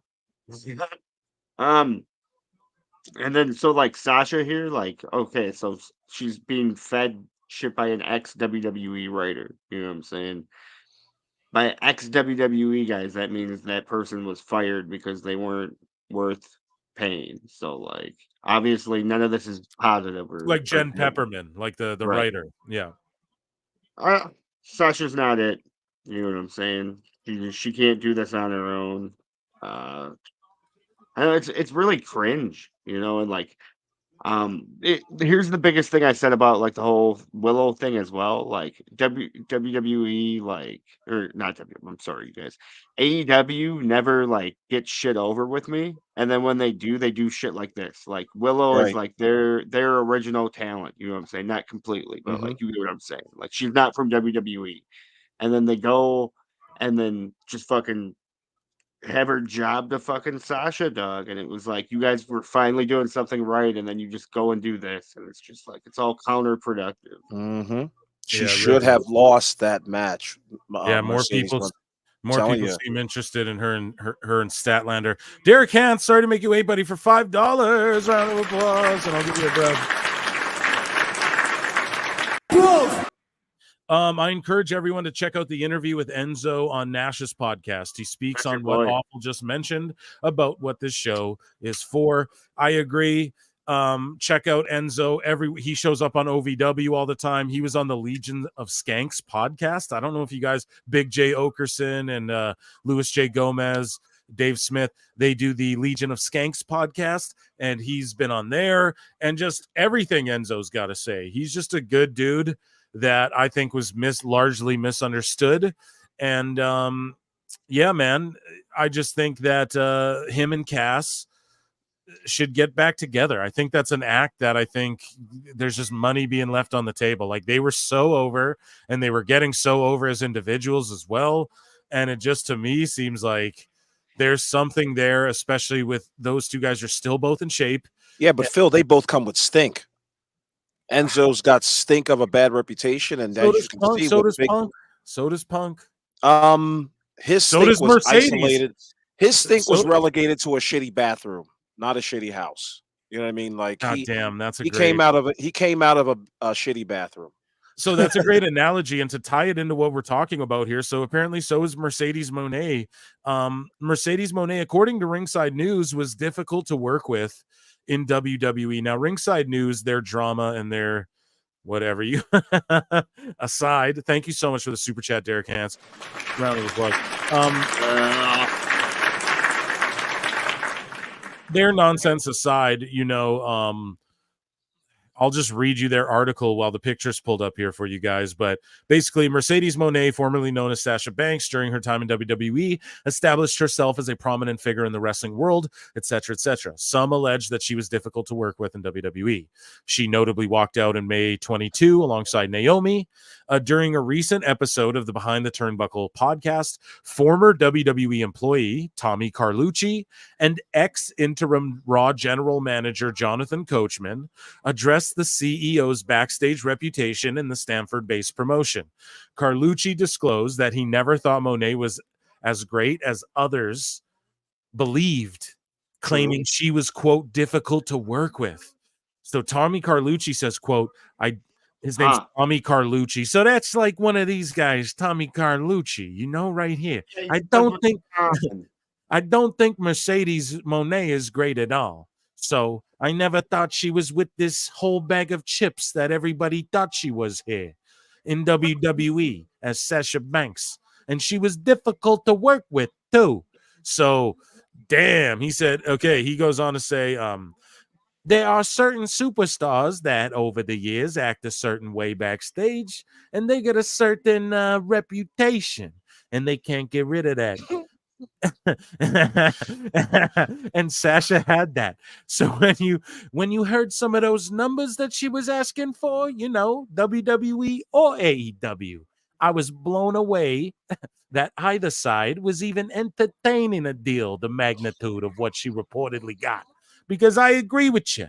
She's never been the star that Becky Lynch is, or that Charlotte Flair is, or that Rhea Ripley is. Gabagool.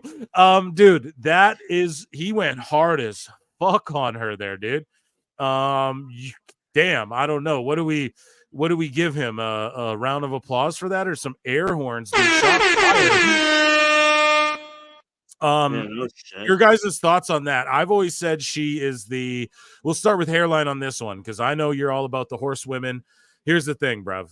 To me, she's always been my let me think in my noodle here for a sec. She's always been like my number 4 out of the 4 horsewomen personally, but not that like matters. Like, she's still a great, tremendous in-ring worker, and obviously that WWE filter helped her a lot. You know what I mean? Like, that missing oomph that she's missing here in AEW. Your thoughts, hairline, on his comments on Sasha? Yeah, man, she just doesn't have it anymore. And she's difficult to work with. Right, yeah, man, and like she's just like not worth the money is what I'm hearing here, and like whatever, just go do Star Wars then, because like it's just like it's such bullshit for Willow, man. Not to go back to that, but it's just like you're mad about Willow. Yeah, Doug, they dropped the ball. She was so over. Awful. What about you, man? Your thoughts on their thoughts on Mercedes? Well, listen, Mercedes, real quickly, is one of those types where she's going to force the average professional wrestling fan to look back at her matches in WWE and compare them to AEW, and then they're going to look back at the WWE matches. They're going to be like, "Damn, Sasha Banks' opponents were great," because hey, let's look at NXT Takeover for a second. The Bayley, her finest hour, the best match she's ever had, and the best women's match I think I've ever seen, and Bayley and Sasha Banks. Bayley carried that story. Bayley carried that entire match. Look very closely. I'm not lying to you. It's a great match, but you'll see in subsequent matches, Sasha gets exposed. There are things that she forgets. There are things that she doesn't, she can't really do. And then at the same time, there are other ladies who are looking waif-like, better looking, and probably more seasoned as athletes that were coming into the fold as well. So her value was starting to come down and come down and go down and go down. And she knew it. And she thought she was going to get a deal elsewhere. That's why I don't feel sorry for she's got no hunger anymore. This is where the best wrestle. No, this is where they come to, you know, get on the money train and not bring anybody into the arenas. Awful. What time is it where you're at? It is 8:45, and my woman is giving me the go home 2 and 2. signal. Okay, yeah, I thought it was because I'm 2 hours behind you, so I was like, oh shit, whatever. Either way, let the good folks know what you got going on, and we'll finish this segment without you, buddy, because you're getting to go home. So just let us know what you got going on, where the good people can find you, and Awful. Again, man. Well, I ask every goddamn. Listen, I'm gonna DM you some shit off pod. We got to talk some business here. We brought Tony Mama Luke here on the show. Okay. But like for real, man, you know I love having you on. You're my goddamn favorite guest. Truly, I'm not even capping on that. Thanks. But just let the people know where they can find you and what you got going on. Yes, I am on a panelist on the esteemed Toonie Talk Wrestling every Tuesday at 8 p.m. on Tooneytown Wrestling. Toon Wrestling. I'm sorry, Marv. But I'm also on Twitter at AEWFUL Wrestling. You can check me out there. And I hope everybody has a good weekend. Yeah, absolutely. We hope you have a good weekend too. And check out you can find Awful on the at Pro Wrestle Clips channel. Me and him arguing a bunch, bickering back and forth, and that's and more and Awful coming on PWT, I assure you. If I have my way, damn it. Awful. Hey, chat, tell them to pay me. Yeah, tell them to pay me. you gotta make it worth, bro. Worth the time, bro. Especially for those hot takes, bro. That's all right. Okay, buddy. I hope you have a great evening and a good weekend. And I don't know, we'll probably catch up and watch Dynamite on Wednesday or what? Indeed. All right, we'll man. see about that. Okay. But peace to the chat. Peace to your hairline. Peace, Phil. I'll see you guys later. Round of applause for everybody. Man, what a great guy coming in and just taking time out of his lovely, away from his beautiful yard that he cleaned and his beautiful, lovely home and wife and family to address his little situation with Brandon Thurston for us. That's our guy, chat. Awful. We love Awful here. People get triggered by him because he's writing a book about when AEW dies. It's the long play, really, because if it doesn't die, you know what I mean? Like for like 40 years, I don't know. He's in it. He's in it for the long haul, believe it or not. Awful brings eyeballs to AEW, if you will. He's a draw, damn it. But either way, hairline, I have to play you this clip of Mercedes Mone while we're on the topic of Mercedes. She says that AEW really is competition to the WWE. And hairline, look who's speaking to her on TMZ Sports. This is Mojo Rawley. He's the TMZ Sports guy. Did you know that? No, good for him. Yeah, good for him, man. AEW is just legit changing the game in wrestling. It's the first competition for WWE in a very, very long time. And as you see, AEW is where the best wrestler. You have me, the greatest of all time, the TBS Women's Champion. You have Will Ospreay. You have Kenny Omega, you have Swerve Strickland, you have Willow Nightingale, and I can just go on and on and on. But you have such amazing, incredible talent. And if there wasn't an AEW, where would these people be? Where would I be? So we're so thankful for AEW. AEW. She just seems like a celebrity who puts on an act like in front of the camera, which is nothing new, but it's just weird to. Am I wrong on that, guys? I don't mean you guys know that I never was shitting on her. I was like, no, like I was super optimistic if you go back with her coming in AEW, but goddamn hairline, like she seems real, like just an actress who like it's like just someone who just puts it on when the cameras are on, and then when they're off, she's like, fuck out of here. You know what I mean? I'm not mad at that. I'm not hating on that. You know what I mean? Right, hairline. Get your bag. Yeah. Get your bag. Absolutely. Yeah. But yeah, hairline, your thoughts on like AEW being true competition to WWE? Is that cap or what? Absolutely not. Yeah, it's not in any way like look. Okay, so like they're at like what 6,000 in the key demo now, and they originally like were around 8,000 for how long? So it's just like it's drastically dying, dude. Yeah, I mean, uh, uh, uh, uh, uh. So speaking of AEW, where it's actually no, sorry, we're on the topic of women's talent. So did you? We talked about NXT earlier, right, Hairline? And Yeah. you saw Sexy Red. So this is a whole other topic I wanted to bring it to. But Sexy Red, it's announced she's coming in. She posts a video of her singing and dancing to Shawn Michaels' theme music, singing it. She remixed it for her own song and or her mixtape. And she's, she's a Shawn Michaels fan, as were a lot of younger girls, you know what I mean? Like from, for a long couple decades there, probably. So a decade at least, we're Shawn Michaels fans. And so she's a Shawn Michaels fan, an HBK fan, and she's singing his theme. And then all of a sudden he invites her to come onto NXT. She takes him up on that offer. Sexy Red shows up in NXT, opens the show. They got a big spike in the key demo. She's twerking that thing, the hard cam shooting all around her. You know what I mean? Like putting in overtime. Because she just got it. I said I think I tweeted it out or I said on the show, I was like, she made NXT ratchet in the best way possible. You know what I mean? Like it was hilarious. She was throwing bees up on NXT TV. She was throwing bees in pictures of Shawn Michaels, like just crazy, just hilarious. And so she did her thing with Trick and all of that. Okay, the whole show, Booker T was losing his Marking. goddamn He was mind, marking out. bro.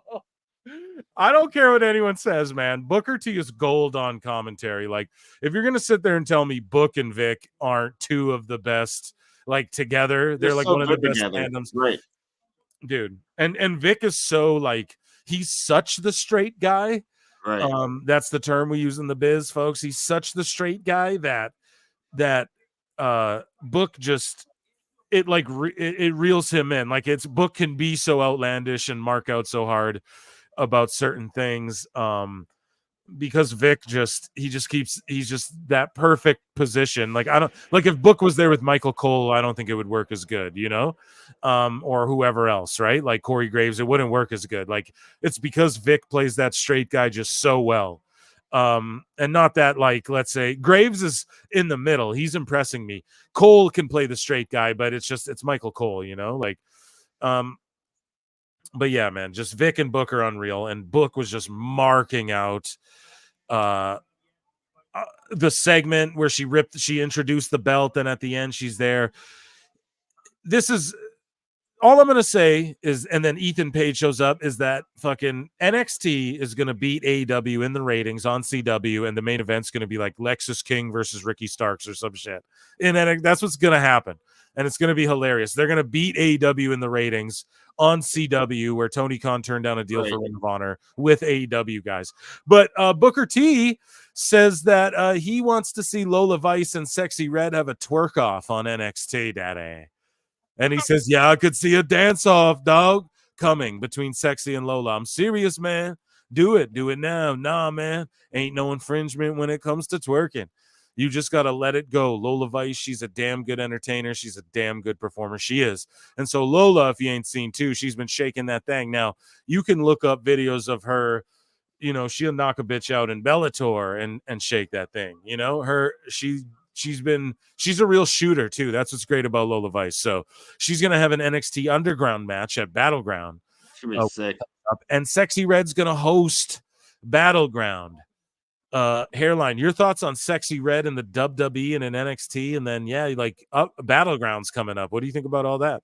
I don't know, man. I think she's super ratchet, and it isn't exactly my thing. But the whole point of this is like, since like back in the day, the whole reason they booked, what was it like? Who was the original guest of like the first WrestleMania? Pat or damn it, I'm sorry, drugs. What is the what, sir? The very first WrestleMania, the musical guest It was Frank Cyndi Sinatra. Lauper. And Frank Sinatra was there too, or something, right? Or no? No, not Sinatra. Some yeah, I'm sorry, you guys drugs. Anyways, the whole point of this is that it brings in Uh, a I've been smoking sativa, and I don't usually smoke sativa. Fucking, okay. Okay. Anyways, so In Minecraft. in Minecraft, yes. Anyway, so like Sexy Red isn't my thing. You know what I'm saying? I think it's not exactly that good of music, But she brings in a new key demo, and it's just like it makes NXT look cool to people that normally don't watch NXT, So that is a overall positive because I am cheering for the WWE machine to just eat it all. How did you feel about her on camera though? Like it seemed like in her promo, Yeah. she knew how to act good. She knew where to be, even managing. She knew when to be there. She knew when to sell, like, oh shit, or like, yes, more. Like she, like she was cheering her guys on. She was laying back when So they were getting beat up. Like I felt like she just is a fan of wrestling. She watches wrestling and understands what the fuck is going on here, is what I took away from her performance. Sorry, in John the JT, I'll get to your chat here in a second. in the opening segment, I thought, man, it's awful when Pebbles is the most charismatic person on the microphone. So Oh like that's man, just awful. it's Um, crazy. You call her Pebbles. Marv got like fucking. They tried to cancel him for arguing with Pebbles. But You yeah, can say that. anyways, man, I shouldn't be stealing people's jokes. That'd be pretty fucking fucked up. Yeah. Anyways, so the whole thing here between the whole Pebbles thing and whatnot. So the second segment following it, like you were saying, when she came out with Trick, I feel like she did much better there. Like what you said there, she's a fan, and we can see that and whatnot. But I guess, man, like if this is getting the hood to tune into NXT, then I'm all for it, dog. Well, here we have a super chat. She doesn't sound or feel believable talking right now, and you believe, and that was in regards to Mercedes Monet. Sorry, John, I didn't see. We were in a good discussion there, bud, and I didn't see it. But John JID, thank you so much for the super chat. And yeah, she does not feel believable, man. Whereas Sexy Red, I don't know, compare her to Monet, I guess. Monet's at least seasoned and a vet. Sexy Red was pretty believable, but they just had a good filter. The WWE filter is a great filter. I'm just trying to tie it all together, folks. Okay. If you guys can't see what I'm doing here, thank you so much, John JID. You're the shit, and I'm going to give you a We're going to give you a Conan. We're going to give you Conan. Conan. So I'm all over the place, hairline. So yeah, man, we were just talking about Michael Cole. So today, or this month, pardon me, marks the 27 years since Michael Cole first appeared on screen. The past 27 years, Cole's delivered commentary with everyone from Gorilla Monsoon all the way to Corey Graves and Pat McAfee.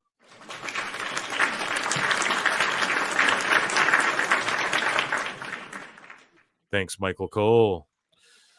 Here's another little cool video of Luke Littler. What? He exactly. He is a pro darts. This is the darts masters at MSG. Or pardon me, yes, at MSG. And he came out to Cody Rhodes' music at the darts finals, world championships. I don't know what you call it.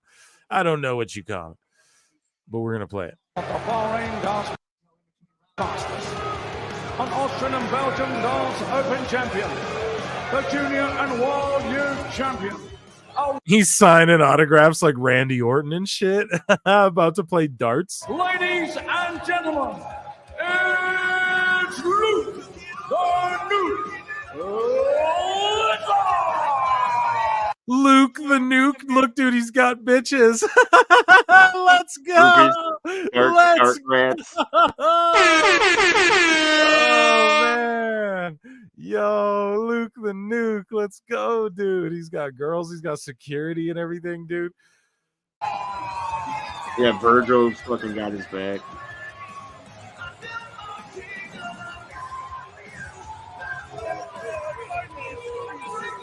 Yo, they love this dude. And he comes out to fucking Kingdom, dude. How goated is WWE right now, man? Well, she had the jacket. To the walls.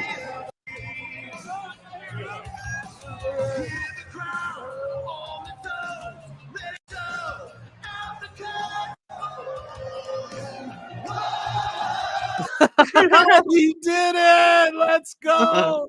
Wrestling is back. Pro wrestling's back. Let's go. Good. What a mark.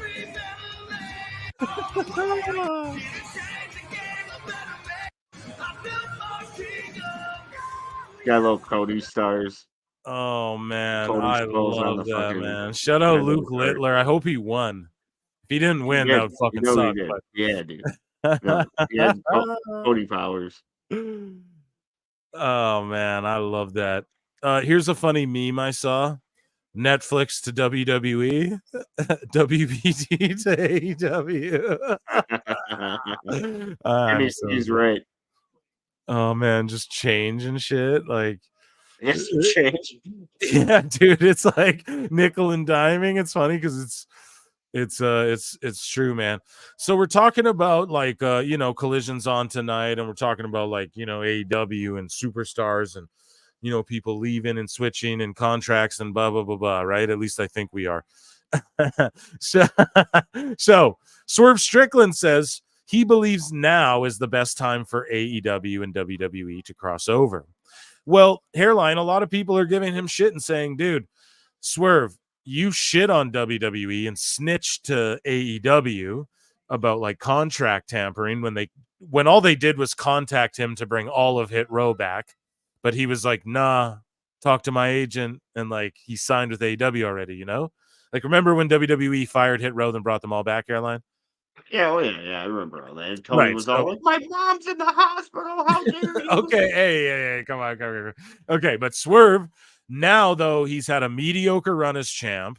I mean, we don't expect it all right away, but they're not doing any character work. There's nothing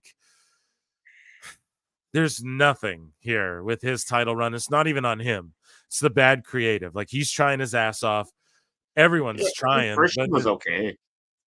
Yeah, so they're just, he's having fucking House of the Dragon matches and fighting Nick Wayne and just not getting over, man. Not that was awful. And he's just a glaringly obvious transitional champion for Will Ospreay.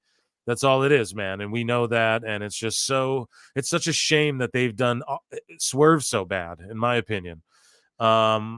And I think he should be in WWE. I think it's just a goddamn shame he didn't come back when they brought Hit Row back all the way, because Swerve would have really shone then. But either way, we don't have time machines. We can't go back. And I'm not even shitting on him now. I put him over all the time. They say he's too small. He bulks up. They say stop slapping the leg. He stops slapping the leg. He starts stomping people with cinder blocks and shit. But he, you know what I mean? He starts doing other crazy things, drinking blood and shit. But he goes out there, man. He tries. He does his goddamn thing. He's doing his best. He does good mic work. He's a good worker. All of et cetera, et cetera. I put him over all the time. That's great. But this run, man, creatively, just nothing. Abhorrent. One of the worst. How is this how you book your world champion? They're putting more thought into Mox, who's the New Japan champ. They just don't care. Yep. Tony does not care about his own product, even, it feels like. And Swerve now, after Willow. Yeah, and after people are saying, like it's lackluster, now Swerve saying, hey man, there's no better time for AEW and WWE to cross over. So you can fight Cody, or you can fight fucking who? Damian Priest, maybe. I'd see that, but it's just like we can't sit here and now is not the time. You know what I mean, dude? Now's not the time because AEW is on such a lull. Now they have been getting a bit of like some better houses, man, like 6,000, and like there's some WWE shows that are doing like 6,000 and stuff. Now, provided AEW, we never talk about, we go, oh, they got 4,000 at this bill, but we never talk about like, yeah, but WWE does house shows. Like they do 4 of those littler shows a week. And then they do like their TV shows that are like 12,000 fucking people. You know what I mean? So like 10,000 plus. So there is absolute levels. Like AEW has no house show circuit. That's why they're not growing. I truly believe that, because you can't, dude, think about a circus that doesn't go on the road. That doesn't work. Wrestling's carny circus shit, and you know what I mean? Like he's on, like they don't go on the road. So either way though, Swerve though, man, he thinks it's the best time for a WWE AEW crossover. And people are just going, dude, you shit on WWE and you snitched them out for contract tampering. They caught heat, and now you want a crossover. To me, I don't think it's. I just think it's because that's Tony's ultimate dream, Tony Khan's ultimate dream. Because this isn't the only AEW guy who's been like. Because Tony said it too. Oh yeah, like I'd be open to a WWE AEW crossover. Oh yeah, old asshole. Yeah, but I think that Swerve is throwing it out there because of that. But yeah, people are sort of pointing out the hypocrisy. I don't know, Hairline. Just your thoughts on that. So he's right, but that doesn't. All the other things are also correct. Like he did do all that shady shit, and he was acting like a fucking Indian giver, But his statement is, however, true. Any time for AEW crossing over with WWE would be a positive for AEW. Yes, well, for AEW, but not WWE. What does WWE benefit by crossing over with AEW? Did you call him an Indian giver? I'm native, by the way, folks. But like, God damn it, dude! Well, yeah, it's okay. In the chat, someone goes, "Tony Khan hates black guys." We're just fucking. This is the PWT race show. That's because he's black. Yeah, Tony's a race chat, dude. Come on, so it's okay. We're all chilling. Everyone's chilling. But no, dude, Hairline, so you agree with those folks? I just didn't take it that way, really. I just thought that he had to just put out Tony's messaging. That's how I feel these wrestlers sort of act or react, as they sort of put out Tony's messaging for him. You know what I mean? Because that's what Tony wants. He wants a collaboration with WWE. It's so glaringly obvious. Wrestlers here who left AEW, speaking of which, former AEW star Frankie Kazarian. So I said this and conspiracy theorized this a long time ago, but he's burying not burying AEW, but Kazarian's like, yeah, dude, I don't know. He expressed frustrations. He told Busted Open Radio that the company's lack of leadership and proper creative direction, and he described it as inmates running the asylum. And I told you guys that, and I thought, and like you see, Daniels is all uptight and close, and I said, and then you saw how Scorpio sort of got just buried and disappeared. I know he got hurt, but like they kind of just put him away, tucked him in the back, again, and it's like, I felt like there was a rift there in the SCU boys. Maybe I'm right. I don't know. But Kazarian, though, I did say this. I was like, Kazarian for real thinks it's a shit show. I know it was sort of a bit of his TNA gimmick where he's like, yeah, I was being underutilized. Other guys would come in. And I was like, that could be kayfabe, but I think it's real. And yeah, it seems as though it was real. So shout out Busted Open and shout out Frankie Kazarian. But I don't know. I was right, dude. He could help the younger guys as far as like quick example here off the dome. The four pillars, you know what I'm saying? They could all have benefited by bouncing ideas off of Frankie here, but as you can see, he felt underutilized. So that's where we're at. Yeah, that is where we're at, man. And so, man, there was another I don't want to get to Dave quite yet because I got Tony Khan. I got a lot of Tony TK stuff to get to tonight, guys. But there's just other little thises and that's. So no, that's Dave as well. Will Ospreay. So at AEW Disciplinary Committee, Will Ospreay, we talked about it on the last show. He doesn't shut the fuck up about. He's like, I'm not going to talk about WWE, bruv. I'm not going to talk about it. Oh, okay. And then he starts bringing up Ricochet and how WWE didn't appreciate him. And then he starts talking about how, well, he liked Triple H and admired him, so it felt fucked. And then he's cutting promos about it. And then he comes out here and then this is his quote, and shout out Disciplinary Committee, who tweeted this. He goes, oh, bruv, I hate the tribalism just because it's like, it makes wrestling so much more difficult for everybody else. If we all just sat down and enjoyed wrestling, it's like, if you don't enjoy AEW, that's absolutely fine. I don't have a good one of Ospreay yet. Your opinion is wrong. So basically he's going, dude, if you don't enjoy AEW, that's fine. Your opinion's wrong. But all in all, man, I just want people to enjoy wrestling. I enjoy every little bit of it.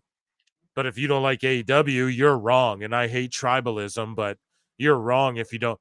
I don't know. I just wish everybody could do this as well. Could do this tribalist thing I'm doing is basically what I get from this. And this is just weird. And he keeps bringing up AEW. Like he keeps doing it. WWE. So, I mean, pardon me, WWE. Yeah, I misspoke. Sorry. He keeps bringing up WWE and Triple H and going tribalism. And he's like, I'm not going to do that, bro. I'm just going to move on. Then he keeps bringing the shit up and going, if you don't like AEW, I mean, you're wrong. And then he just says some tribalist shit. And it's like, no, you're not wrong. You cannot like WWE and be right. You don't have to act like WWE Real One on X. You can do whatever you want, but it's like, stop bringing them the fuck up. If AEW is the shit, show us they're the shit. Draw the biggest houses, do the best TV, tell the best stories, have the best matches, which involves all of those other components I just said, like telling good stories is how you get to great matches. But Ospreay needs to get there. And yeah, he's not doing that. They are not doing that.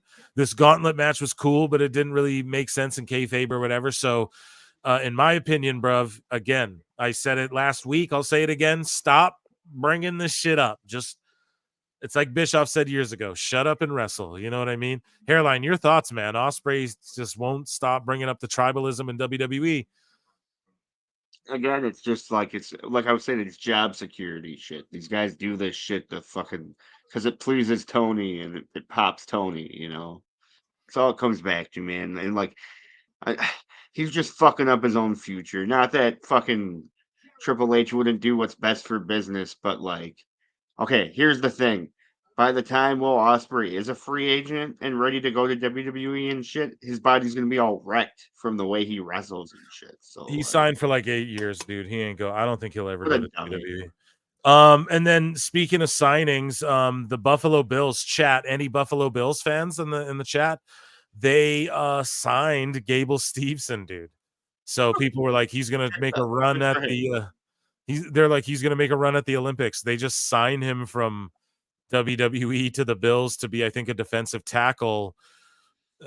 Your thoughts on that? Like, that's random and crazy, and he probably just got a big bag to do this for a season or two, right? Like, Yeah, I don't know. I really don't give a shit about football other than like college football because like it's entertaining because the guys are really hungry and shit. okay. Well, yeah, I don't know. Just weird. He went from WWE to Oh yeah, good for him. yeah, That's so I good. guess. Good for But him. people hate him because like they're like, oh Why? hell no. Well, because he Right. has like accusations, and they like changed the whole law after his case, I guess, where What did he do? it was some drunk girl situation, like one of these I don't know if you want to call it Me Too or speaking out movement, whichever, right? Yeah. Like I'm yeah, so it's one of those, but apparently his was pretty serious, and that's why people really shitted on him being in the WWE. And I don't know, like he was they said he was innocent, but apparently they changed, like they said he was innocent, then like made like a new law for, like after, like right after his shit, and they were like protecting him is what people claim. I don't know. That's very, I'll put this out here because I ain't looked into it.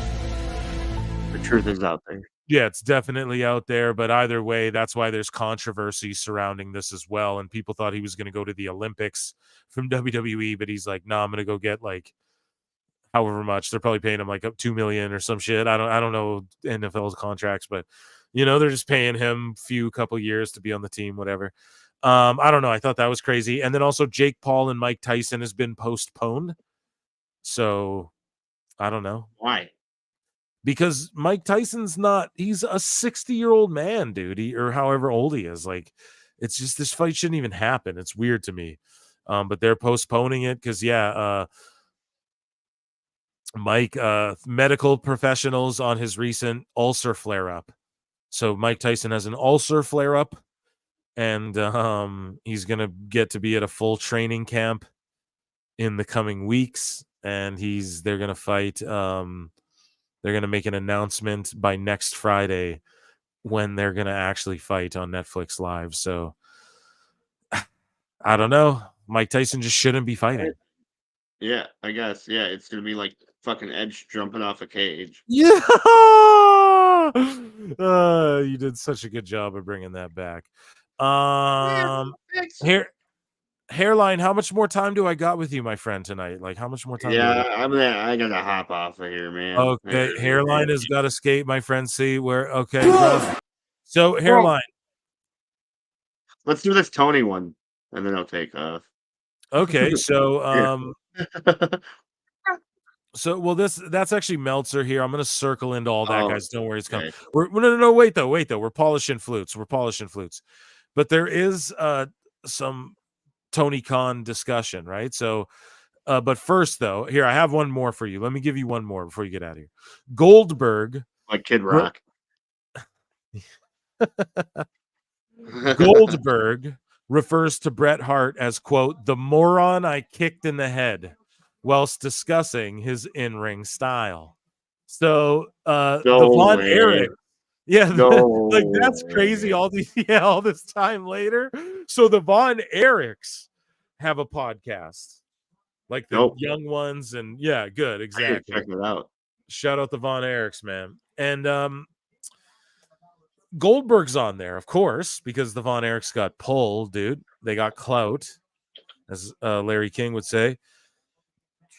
So Goldberg refers to Bret Hart as the moron I kicked in the head. And Goldberg says 9 times out of 10, you had to really question whether I was hurting the guy or not. That's the fine line you got to walk.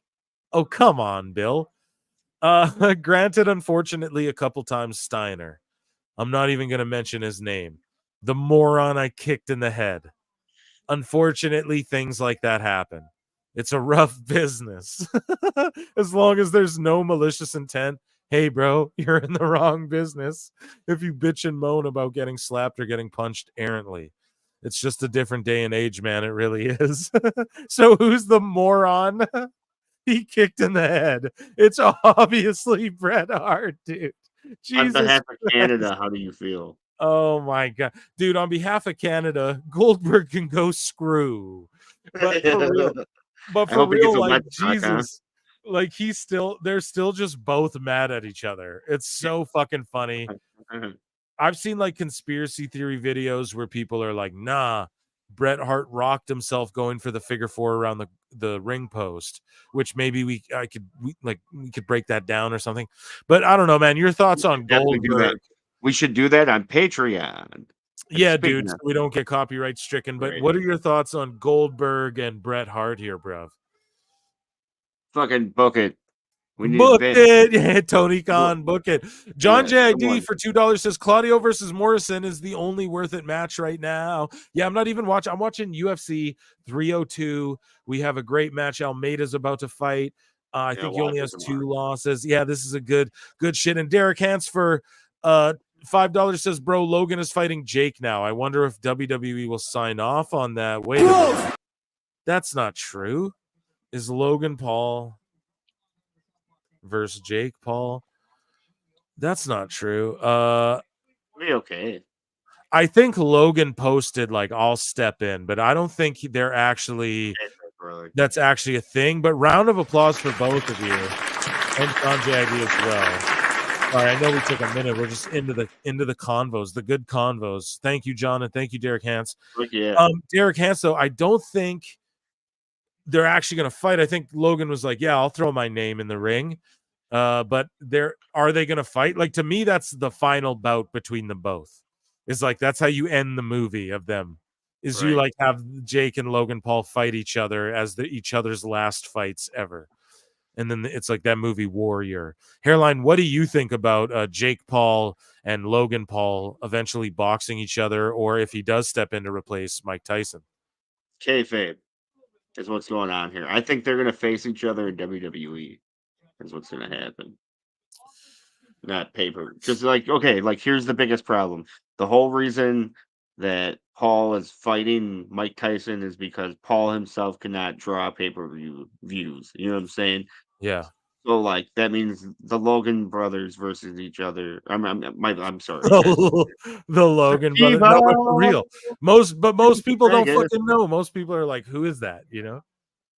Anyway, like Eric Bischoff went on a rant about he watched the Jake Paul documentary. He thought it was Logan Paul the whole time. You know, like people don't know. They're interchangeable. Anyways, the Paul brothers won't draw. You know what I'm saying? But if they wrestle each other on Peacock, that's going to draw regardless. So that's where we're going to see that match. Man, thank you so much for the super chat. And Hairline, thank you so much for being here tonight with me, man. I Yeah, really hell yeah, guys. appreciate that, dude. It's good rocking with you. And Yeah, I'll hit you up tomorrow, Doug. yeah, We'll do it up and let's yeah. record a PWT pod. I got Awful coming on. I got Marv coming on. Yeah, I fucking just fucking DM me, man. It was good kicking it with you, and I appreciate you being here. Hairline, tell the PWT listeners, give them a little message on the way out. What do you got to tell them? What do you got to pitch them? So after this, you guys are done listening to this live broadcast, head over to YouTube and type in Aaron Romero, and then Aaron Romero, the Quick, the Lucky, and the Dead, and give that shit a view and give it a thumbs up. Let me know what you think. I'd really appreciate it. Well, outside of that, man, fucking, hell yeah, man. I'm looking forward to fucking recording some fucking shows. Like, it sucks. It's hard for me to hit these live shows, guys. So, you know, I'm excited to do a fucking recorded one. No doubt. And we might have a Hairline show coming too, where when you can just record into your phone on the road and shit. And because, like, if you're on the road, you just talk into your phone. You know what I mean? Like, whatever. You just do, and then fucking, oh, he just, dude, just, okay.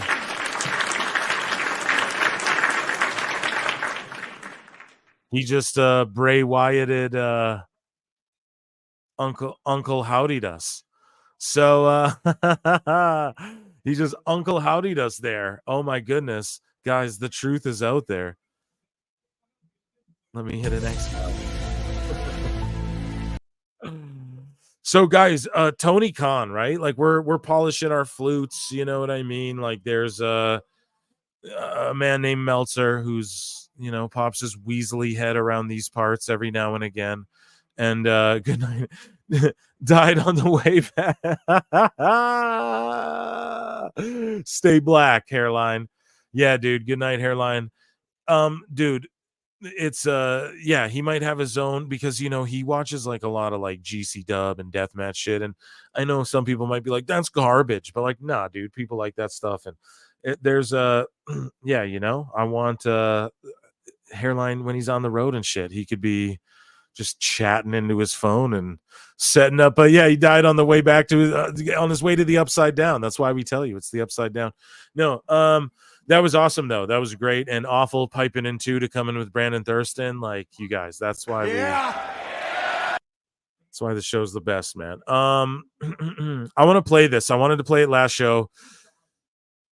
Tony Khan was on the Rich Eisen show. Shout out Rich Eisen. Tony Khan stopped by ahead of Dynamite in Los Angeles to talk about getting a TK driver wearing the neck brace in the war room, and why it'll be forever in our studios. So he left the neck brace in their studio, I guess. I don't know.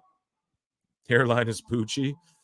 Yeah, McDavid is getting a cup, dude. That's happening. Outlaw Mud shows, yeah. But we be expanding, dude. We be expanding. So yeah, dude, Tony Khan's on the Rich Eisen show, and he had this to say, and he made a contribution to St. Jude. It's 7 minutes long. I'm gonna play it. I'm gonna play this, and we're gonna react to it. And it's on the Roku channel. Shout out Roku channel. I believe they had freedom of movement is back. Yeah. No, it was Tubi or Roku. They had like a Diddy doc already with TMZ.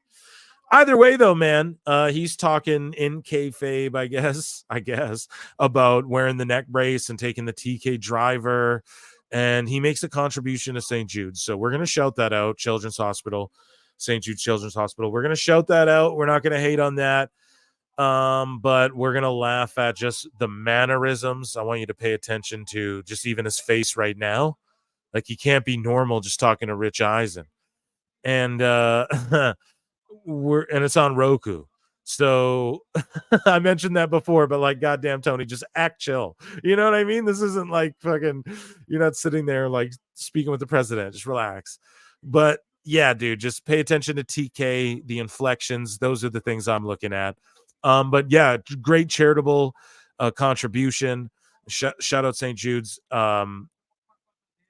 but we're here to laugh at Tony Khan. That aside, right? So I'm just putting it out there, right? And so there's a couple little funny nuggets in here, but let's play like a minute or two of this.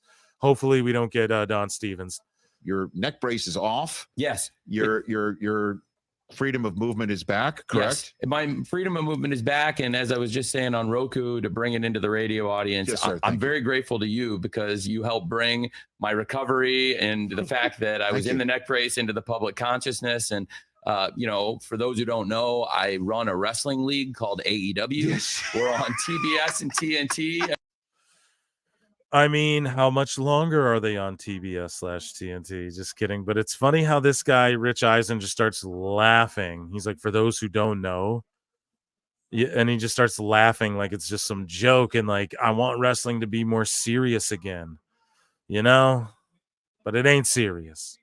But I'm not shitting on like his donations or contribution. I would never do that. Consciousness And guys, hit that like button. What are you doing? We're at 60 likes, I think. Get us up to 100. There's been like 100 to 30 of you in here or whatever.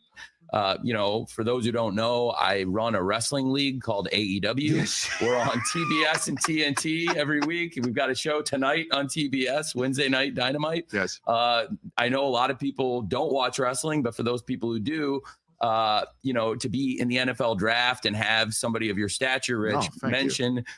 Well, I was concerned for your welfare. You're sitting there in a neck brace. I've never seen an executive wearing a neck brace in the draft room. I mean, you are the chief football strategy officer of the Jacksonville Jaguars. I've not seen anybody in a draft room in a neck brace before. This is like oh yeah, I did the first, and it's the safest wrestling company. But let me do an angle and say on TV that I feared for my life, and then do an angle that where I broke my neck and I'm getting assaulted by coworkers. our Andy Kaufman moment, Rich.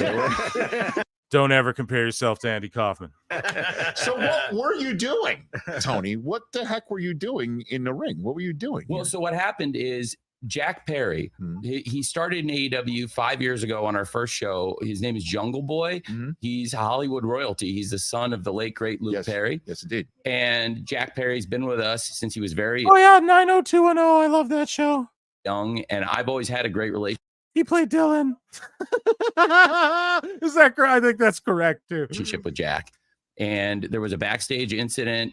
Jack went away for a while, almost on loan to New Japan Pro Wrestling. We worked it out. He had a visa. He was away from AEW. He did a great tour and really. He keeps looking at the camera like, Tony, you're talking to him. Talk like a human would have a conversation. Look him in the face. Stop looking at the camera. Reestablished himself. I was excited to reinstate Jack into AEW. And the night before the draft, we met in the ring. I offered Jack his spot back. We shook hands. It was a great moment, or so I thought. Then he punched me with a microphone in the stomach, and Matt and Nick, the Young Bucks, the AEW. He punched me with a microphone in the stomach, and I was like, wow. World Tag Team Champions, who famously wrestled Sting in his last ever match. They were really with us from the beginning of AEW. They've been great friends of mine to this point. They helped me up, I thought, only to give me a spike pile driver.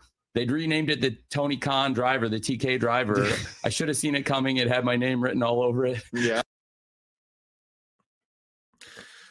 Guys, oh my God, dude. He's so happy and proud of himself.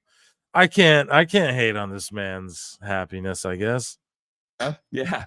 And then what happened? Well, I was taken to the back. I was evaluated. And then they told me, you're injured. You need to stay in Jacksonville. And these guys just ran wild on AEW. I was trying to maintain order from Jacksonville remotely while I worked. And of course, with the NFL draft, thankfully, I was able to work on the NFL draft. We had a show live in Jacksonville on Saturday right after the draft. So NFL Films was following me around in the neck brace while I ran back and forth from like a speed dating episode or like the Boy Meets World episode where Corey is both with. Oh yeah, Topanga. It's great. It's Sean Hunter. Boy Meets World. Oh yeah, I love that episode when the teacher tries to bang Topanga and Corey pushes him through a window. It was great. I love when people fly through glass. I think Darby Allin could play Corey. Yeah, Jungle Boy and Anna Jay. It's like Corey and Topanga. If they're smart, that's what they do, though. It would be like Jungle Boy and Topanga. No, it would be like 90210, but Jungle Boy's like slapping Anna Jay in the ass and stuff. I've said it a million times. This is so dumb hearing him talk about it on a show non-involved with wrestling. Exactly. Him explaining AEW. It's what Alfred Konua pointed out. How do you explain this to regular people? The way he delivers these contrived scripted lines is just sad. It's so funny. With the wrestling show and trying to date Topanga. And it was like that. Yeah, Vader, he's my favorite, especially when he wrestled Will Ospreay. And I was like, doing the undrafted free agency and going back and forth with AEW Collision, which was live after NBA playoffs. Yeah. Of course, like one of those crazy things. Of course, it was the first time in AEW history they asked us to go on early because the Celtics Heat game was a blowout and they asked us to start 10 minutes early. So that was, of all the days, draft Saturday while I'm doing undrafted free agency, I had to run back over to Daly's place, start the show. It was no way he referenced Boy Meets World. OMG, dude. Yes. He did, man. Conan. He's so cute, dude. I tell you guys, he's so adorable. He just watches Disney Channel and shit. You know what I mean, dude? I love that show, Boy Meets World. I loved it, rather, when I was younger. I grew up watching it, It's hilarious. This guy's so hilarious. And yeah, he brings up the wrestling episode of Boy Meets World. I mean, I'm a mark. I remember it. Remember, like, the bully?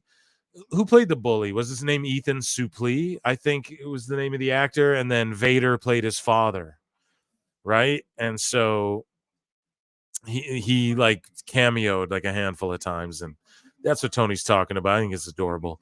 Thank you so much for the super chat. But yeah, dude, he just did. Oh, Topanga, Sean Hunter.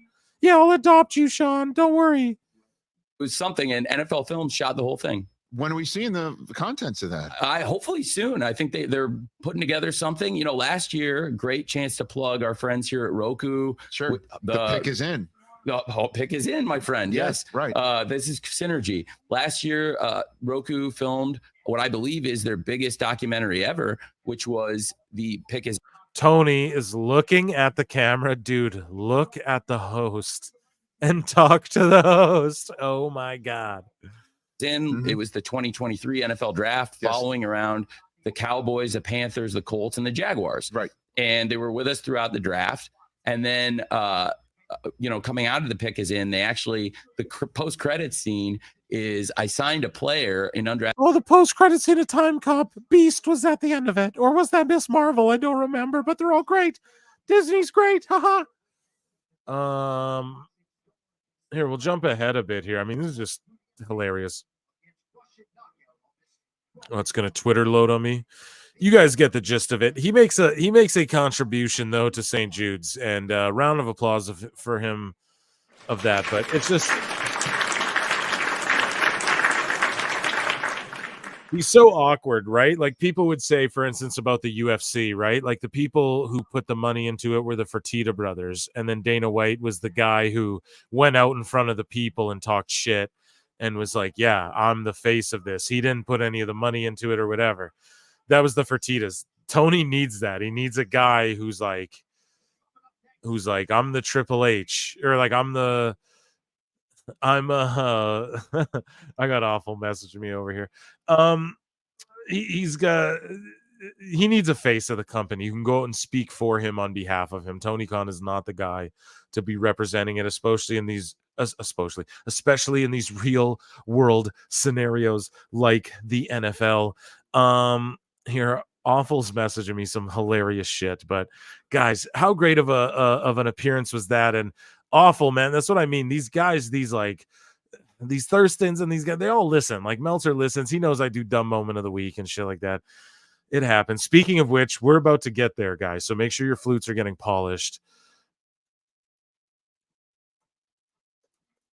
And UFC 302 is going on. Make sure you hit that like button before we hit that flute and do Dave Meltzer's dumb moment of the week. I want to see those likes go up, Daddy. Yeah.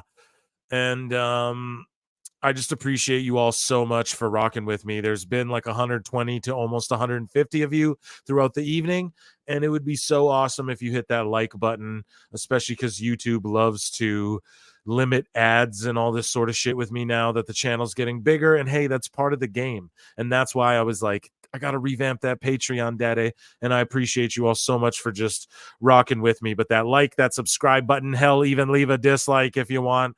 Tell me you don't like it, but just go and click something down there, and I would appreciate that so much. So yeah, this is Twitter loading on me. I was going to play the last minute. You guys get the gist. Moving along here. So people are here. I think Meltzer has his thoughts on, because people are upset about Swerve. We talked about it before. I do have more Tony Khan, but people are upset about Swerve, you know. Is he going to lose to Ospreay? You weigh up both choices. I think he's going to retain it over some fuckery. But again, bad booking. Tony's not the guy who should be representing AEW.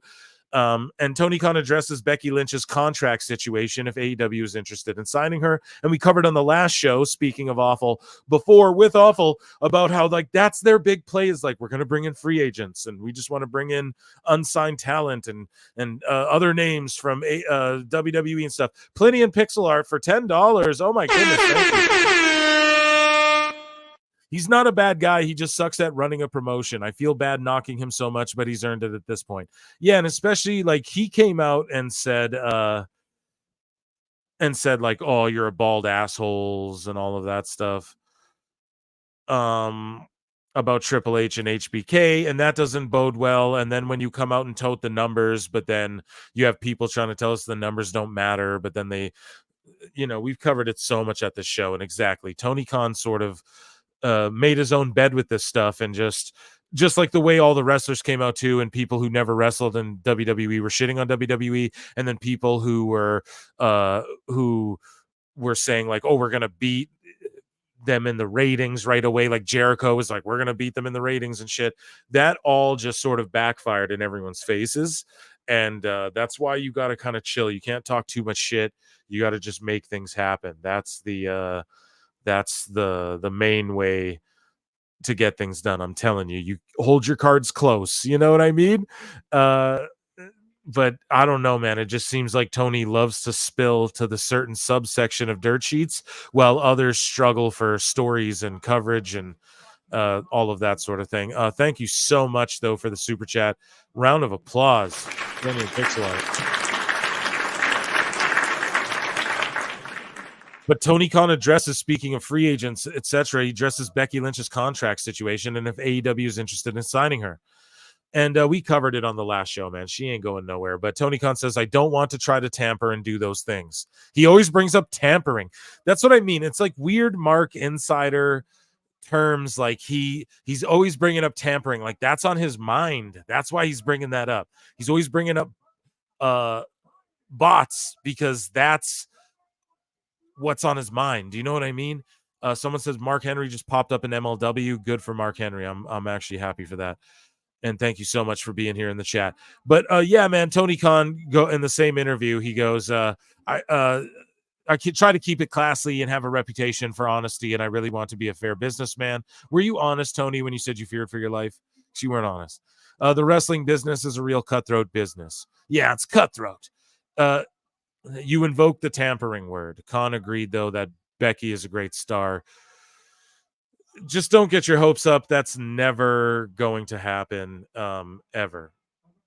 And especially when like AEW was offered considerably more than 110 million per year by WBD, which that was after Meltzer came out with the, oh, you need at least 110 million.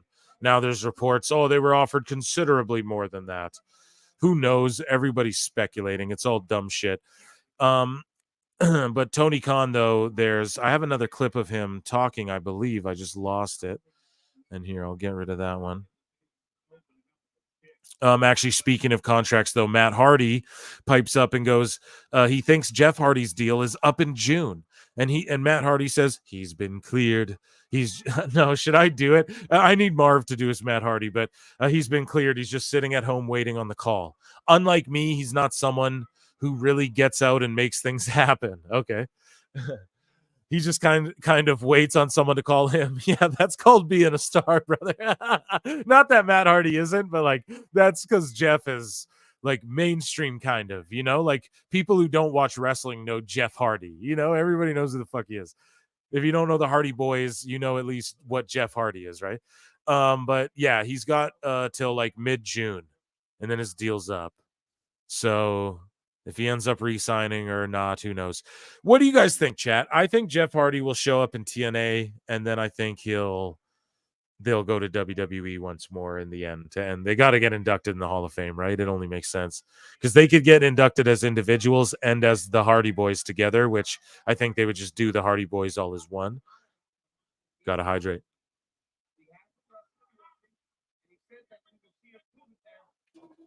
Hydrate with beer. What? Yeah, man. Shout out Jeff Hardy though. Big fan. I love Jeff Hardy. Always have. Was my favorite wrestler when I was a kid for sure. Yeah, this fight's going down too. UFC 302, Copy Law versus Almeida. It's going down, man. But yeah, dude, less money. Contracts are coming up. Just the Jeff Hardy stuff, obviously, the Exodus that we covered on the last show. Tons of as Connor Hassler said, tons of contracts are coming up. People are not going to be renewing them. Matt Hardy's talking straight up like Jeff ain't renewing his shit. So Tony Khan just fumbled the Hardy Boys, which is pretty goddamn hard to do.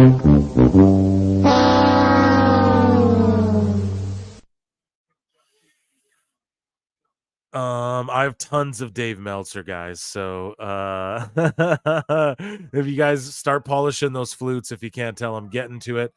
I thought I had another goddamn clip of Tony Khan here that I lost. As far as no, that's that's Dave Meltzer as well. Editing fail, except for we're live, so it's all good. Yeah, so here's Tony Khan right here. I got him right here. He's talking Bryan to Danielson via Shaq Wrestling, SHAK Wrestling. Shout them out, wrestling, bro. I don't know who they are. And there's a big knockdown on this fight. I'm half distracted. If you guys can't tell, UFC 302, it's the business. Sorry I didn't watch Collision with you guys, but this is a big card. Dustin Poirier is fighting. A lot's going on. It's a good card, man. Anyways, though, so Tony Khan talks to Shaq Wrestling. Shout them out. Bryan Danielson fits on like a glove in AEW. I would bend over backwards for him. Pause, no diddy. And do anything for Bryan Danielson. Pause again. Just kidding, guys. It's Pride Month, dude. You can do whatever you want. And I have no judgment, never have, never will, regardless of a month. But pause for Tony Khan. And he loves Danielson, bro. Tony Khan loves wrestling, dude.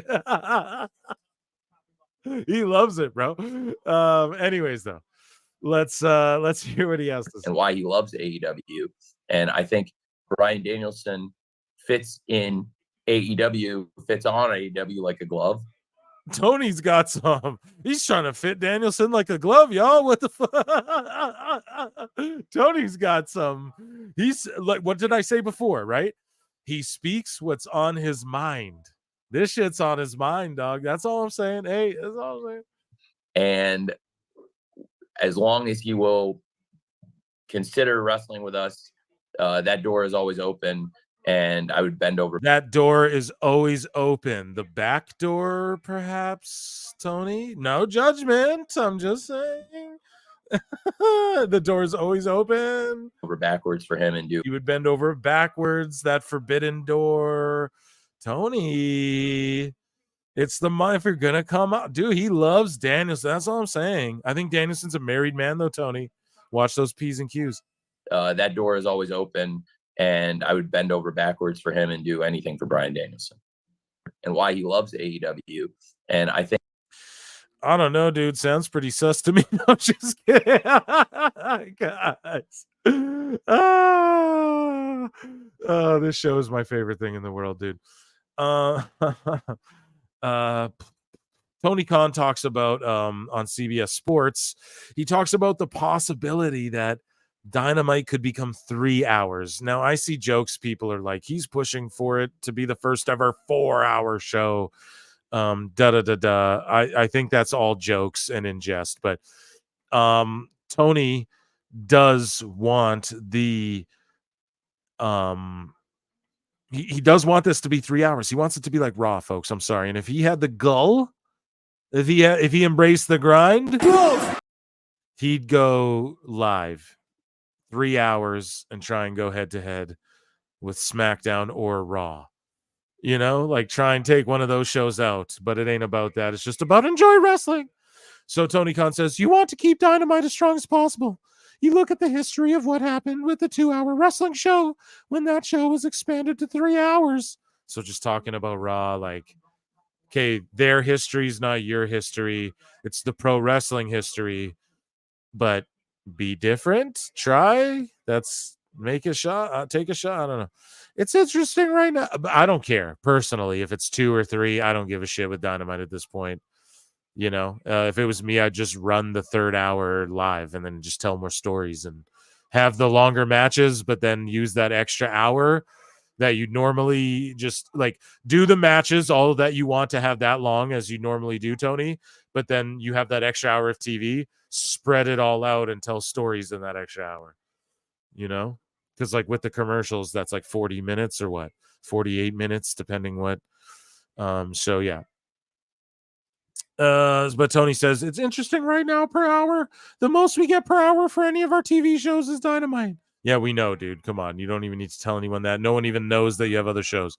Either way, 5-hour weekly programming is the absolute minimum. So in some ways, you would say that would be a very lucrative opportunity. I think it's a very interesting conversation to have about how many nights a week you allocate to programming. Is 5 hours the best? Should we do 6? Well, you never know, Tony, unless you try and you have the money to try and you're just copying WWE. You're like, oh, yeah, the 5 hours works. Why? Because WWE did that forever. This is what we're talking about.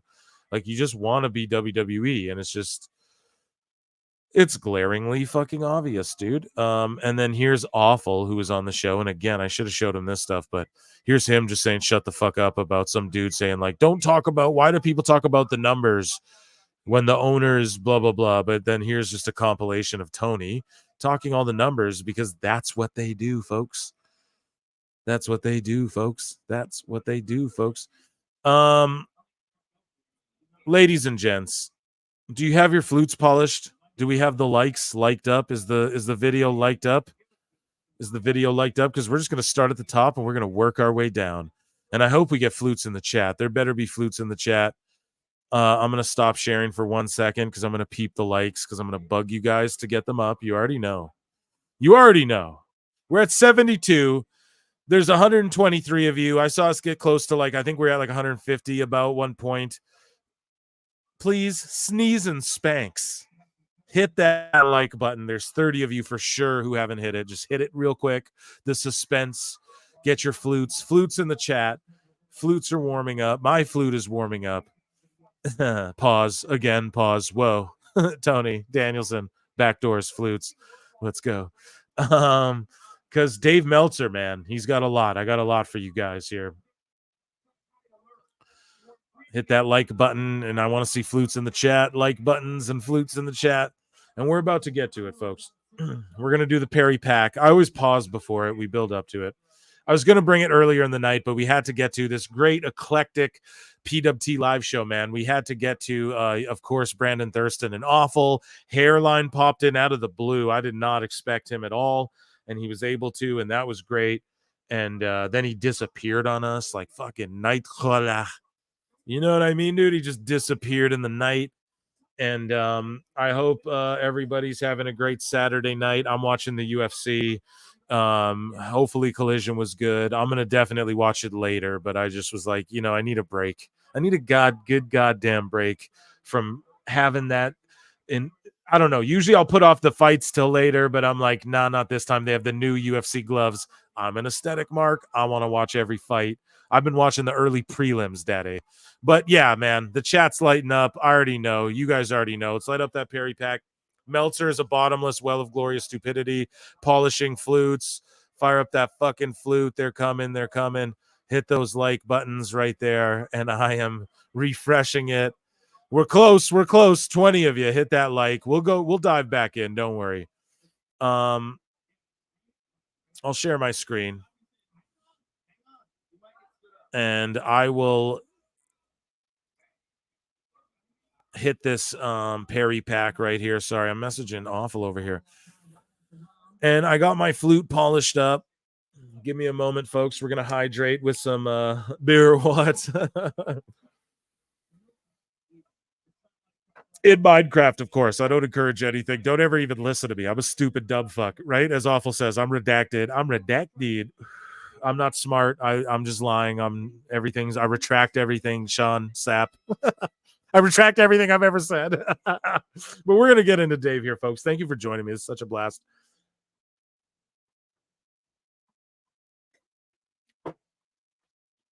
It is time for everybody's favorite segment, and it is called Dave Meltzer's Dumb Moment of the Week. I'm going to learn how to hit those notes, and then I'm going to play that shit live for you guys on one of these shows, and it's going to be hilarious. You're going to love it so much. But Dave Meltzer reports that at one point there was a plan to have Big Bill turn on Ricky Starks and make him a babyface, but that didn't end up happening. So Big Bill was going to be the babyface, not Ricky. That's not happening because Ricky Starks ain't going to be there too much longer. Ethan Page, of course, showed up in NXT, and he is a friend of Cody's as well, man. So, I don't know. Good thing. Thanks, Dave, for stooging this storyline that didn't happen. That was supposed to happen. That didn't end up happening. And shout out Ricky Starks, man. I can't wait till he's in NXT. Good old Meltzer. So shout out at PCAN01044. Pablo Canuck says, quotes Dave Meltzer and says, good old Meltzer. And here's Dave Meltzer saying, the AEW pay-per-view had much better matches than the WWE one this past week. So this is in reference to the King and Queen of the Ring and Double or Nothing. Dave goes on to say, and the WWE talent had it easier because they didn't have to follow Ospreay in match 3 and had more of a kids crowd. But you clearly don't actually read to say that. So, because Dave is getting ratioed and clowned on for his dumbass star ratings, which we're going to get into with Eric Bischoff, right? I got a clip of Bischoff talking. We're going to steal his bit. Oh, sorry. Oh, come on now, Eric. But yeah, dude, Dave, he's saying the matches are better. Okay, that's subjective, whatever. But Dave claims his star ratings are the objective reality of truth. And then he's just sitting here like just blowing Ospreay to death, like blowing Ospreay the way I blow Max Caster or this past NXT, right? And he's just like, they didn't have any match to follow, and they had a kids crowd. You mean the 40,000 people in Saudi Arabia? Like, who the fuck was Double or Nothing in front of like 6,000 people or some shit? Like, what are you talking about? They had it easier. You mean women in Saudi Arabia had it easier after flying on that flight and then having to cover their whole bodies and hide from the public, and they had it easier? You mean those women had it easier in Saudi Arabia, Dave? Are you like, nope. Dummy, yeah. Dave is just nuts. He's nutso, man. So that one was, I don't know. That's just a dummy moment right there. And so here's at Crew Day Podcast. Shout them out, I guess. I'm not familiar. But they tweeted out, for those wondering why Dave Meltzer hates Nia Jax so much, he always scores her matches so low. It's because when he tried to downplay Roman's cancer, Nia tore his ass a new one. So we're going to circle back to that because I just want to show you guys, and we're going to talk about star ratings here. Where is it here? So here's Dave Meltzer's star ratings for the King and Queen of the Ring. Bianca and Jade versus Indy and Candice, he gave 0.75 star, 1 and 0.75 stars. He gave Becky Lynch and Liv Morgan 2.75. He gave Zayn and Gable and Reed 3.75. He gave Nia Jax versus Valkyrie 1.5. He gave Gunther and Orton 4.5 and 4.25, pardon me, and then Rhodes and Logan 4.25, which is like, how do you judge these matches? Like, I just don't get I just don't get it. I don't get whatever. And he claims this is objective truth. No, I've rated matches I don't like better, but he always obscurely rates Nia Jax's matches obscurely low. Like it's just oddly low. Like, dude, they're not that bad, and she's really doing great work, and that finish was great. It was like the biggest pop. There's like videos going on viral, semi-viral, I call it. It's dude, if you get 3,000 views, that's semi-viral if you really boil it down. But either fucking way, there's clips getting like, let's say, tens or 100,000 views where there's people reacting to that squash from Nia, and I put it over huge. Like, we watched it live, PWT live show. Like, Nia's doing great stick work, and she's that finish was great too. And I mean, her matches have been good, and she gave more to Jade. We admit that, but that's Jade, So whatever though, he doesn't think this way. He doesn't think the normal way. His brain's fucked up. He's just trying to blow Ospreay. So, but at least he gave these matches a lot, and I think that's Dave though. I think he uses these stars to be like, no, I like Gunther and Orton and Rhodes and Logan because the internet likes that. Like, it's like now he's grading it because he sees that his way, well, like the way he believed with the Ospreay and Omega and all that, it didn't work. And so he sees that. He can't ignore it, right? And so he's like, nah, dude, I'm going to rate these higher because I know the internet will be like, well, at least he gave these higher ratings, but I'm just going to bury Nia in all of this. And we're going to talk more about Dave's star ratings with Eric Bischoff, but I want to just circle back to like a moment ago, just a minute ago, as I watched UFC 302, shout out UFC, we talked about this post here. And yeah, so like Nia Jax shat all over Dave when Roman Reigns had cancer, and Dave was like, well, it's not serious leukemia. Like, just the biggest scumbag shit you could ever say. And so this is why this person brought this up. Crew Day podcast, shout them out.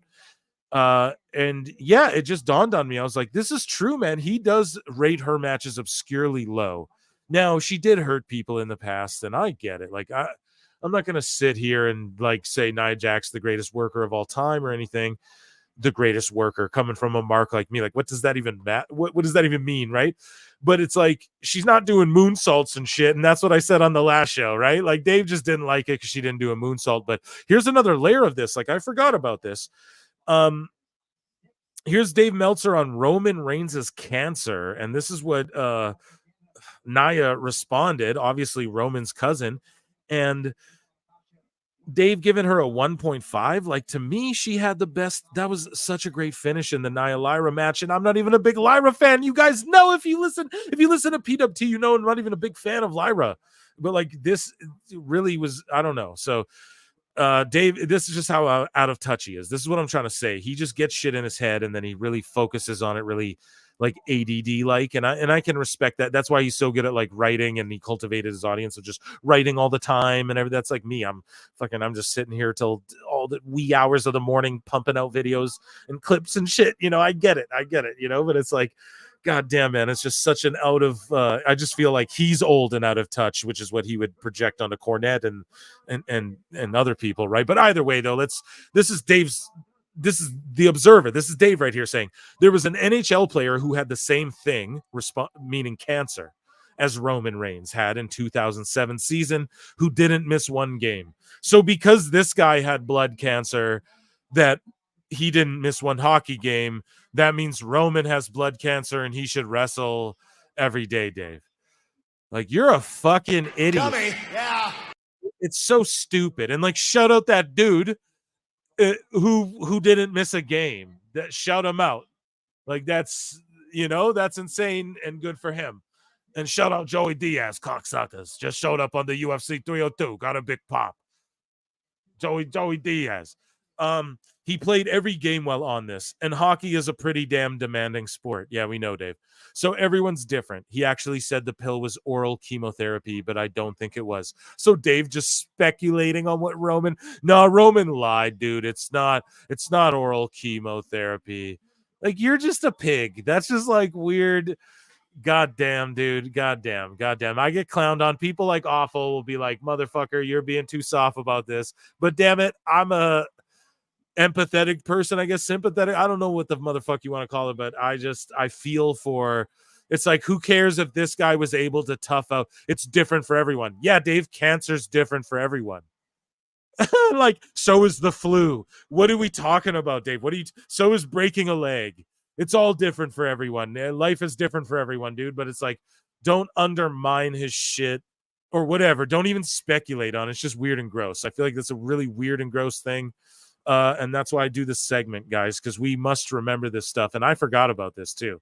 This was like lockdown times. You know what I mean? John JD for $2 says, Dave doing a what about for this situation? What the fuck, dude? Yeah. Dummy. Yeah. And it's just, I wish I had one of these, Nope. but it said cope instead of nope. If someone could make that sound effect. Now, Donald Trump is at the UFC, and he's getting a standing ovation. He's getting stone cold Road Warrior pops. Everyone's exploding. They're all cheering for him. Now, I don't know, man. I don't want to make this the Polita podcast or whatever, but it seems as though that, like, whatever. I'm Canadian, bro. I'm not even going to talk. It's relevant because he's. Thank you so much for the super chat, but he is a WWE Hall of Famer, and dude, Canada has its own problems, but listen, man, this dude, like, it seems as though the American government is very, I'm not getting into this shit. It seems as though people don't want him to be president from an outsider's perspective looking in. That's all I'm saying. I don't know. I can't vote in your shit, so I can't, you know what I mean? But I'm just saying, like, it seems as though people don't want, like, this is like a movie, you know what I mean? That's all I'm saying from an outsider looking in. But we're gonna move on with the wrestling. But yeah, WWE Hall of Famer Donald Trump may go to he won't serve 1 day of jail time. I didn't even know his trial was going on until they're like, the verdict came in or whatever. And to me, I'm just like, whatever. From the surface level, it seems as though, and then Dustin Poirier getting fucking just Road Warrior, Stone Cold, Rocky final boss pops. Dustin Poirier's getting Roman Reigns pops when he comes back to fight off Solo and the GODs. I love this. This UFC 302 is going down, folks. So tune in. I'm not paid by them or anything, but I don't know. Endeavor, shout them out, and I'm a WWE Shop affiliate, so grab some WWE Shop gear and use that link below, and you know what I mean. I get a cut of the cake, cocksuckers. Joey Diaz got a huge pop. I don't know if you guys are familiar with him, stand-up comedian, actor, whatever, man. Back over to the pro graps though, and off the Donald Trump stuff. Whatever, he got he's not going to go to jail. He's like a billionaire elite dude. He ain't going nowhere. But either way, and I don't care either way. Like, it doesn't affect me personally, but I don't care who you guys like, but it just seems really like cartoonish looking from the outside looking in.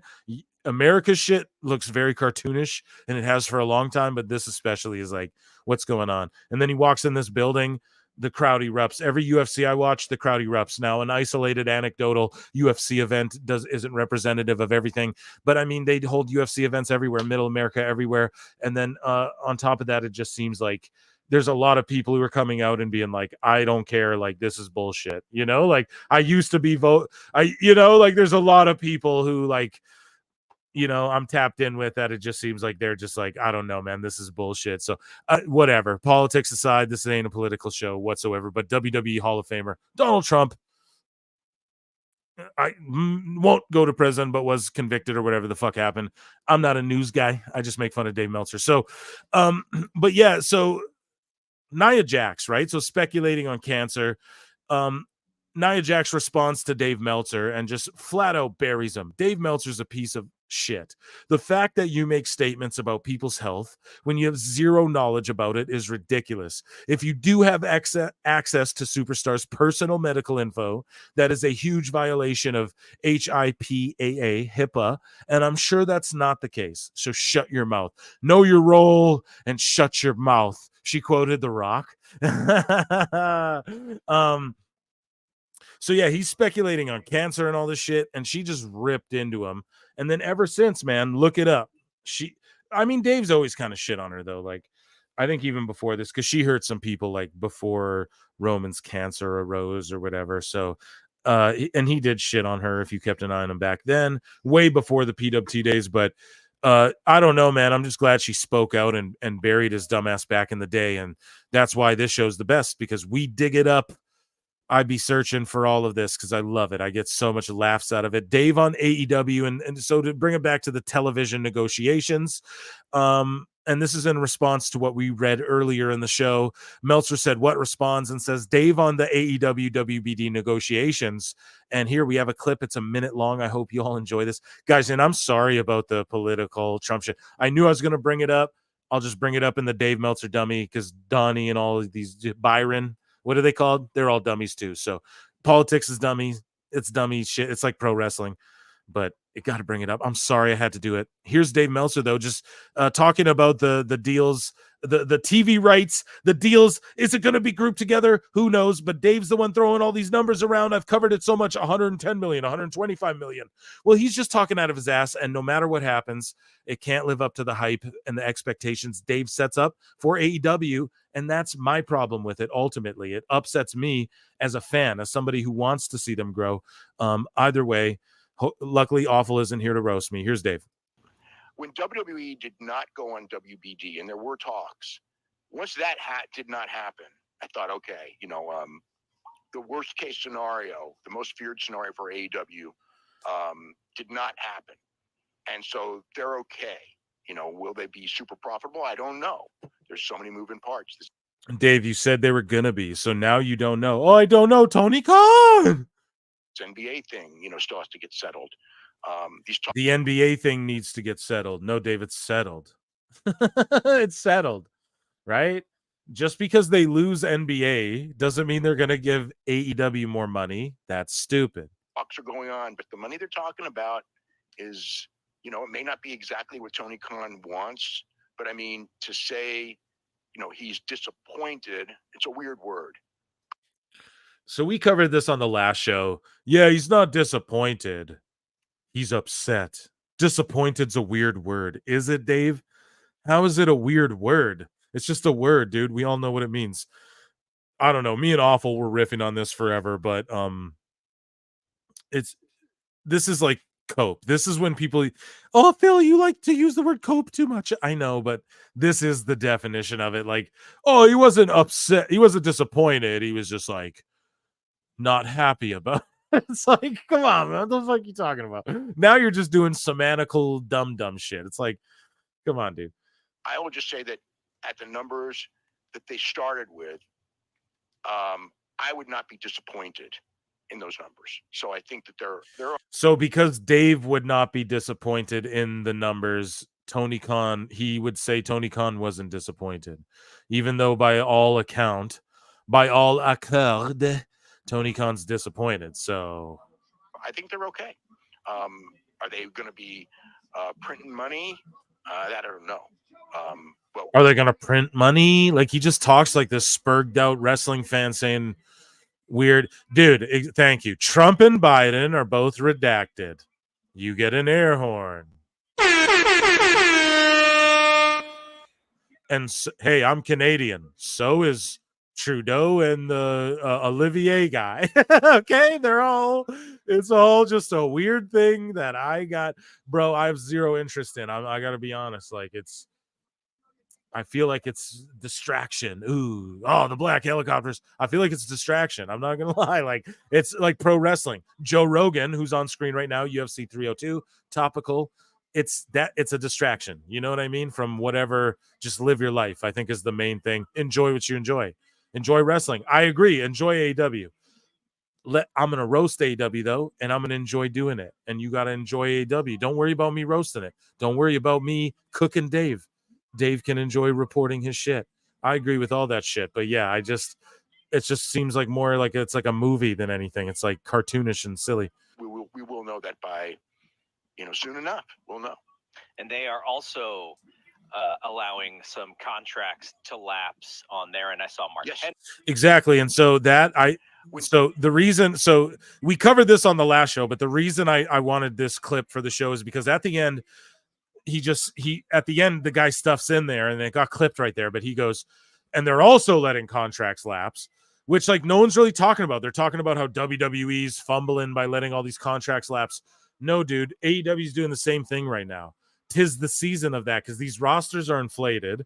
Wrestling isn't a boom if you just in general, it is. Okay. A large part of that is because of WWE, though. You can go wrestling in general is in a boom. Yes.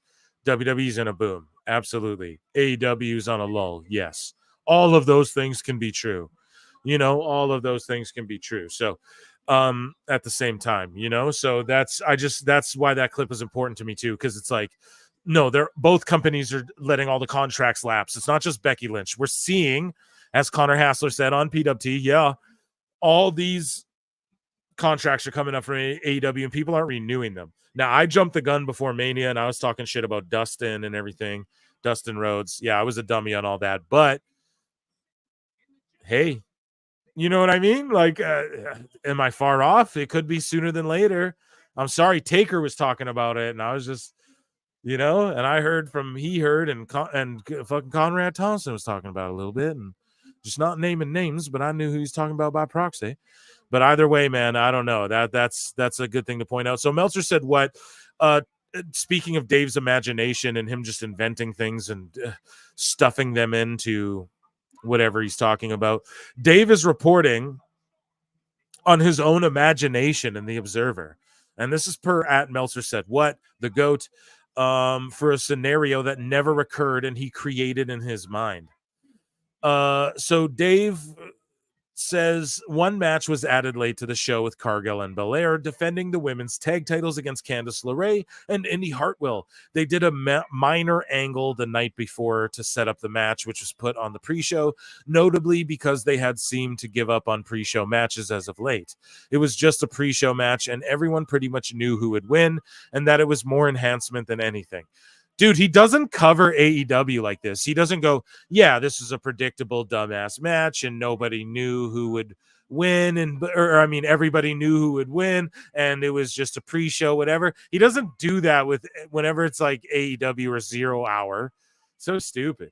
But it did show a double standard because if Tony Khan would have had a match on a Monday where the winning team gets a tag title match and then put a tag title match on the pay-per-view the next weekend with another team that never wins in the change of rule, he'd be excoriated for it. Excoriated for it.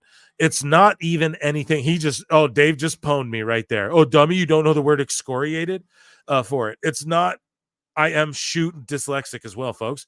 It's not even anything to really care about as it's a pre-show match. Dave, so then tell me the 0 Hour 6-man trios match ain't nothing to care about because it's a pre-show match.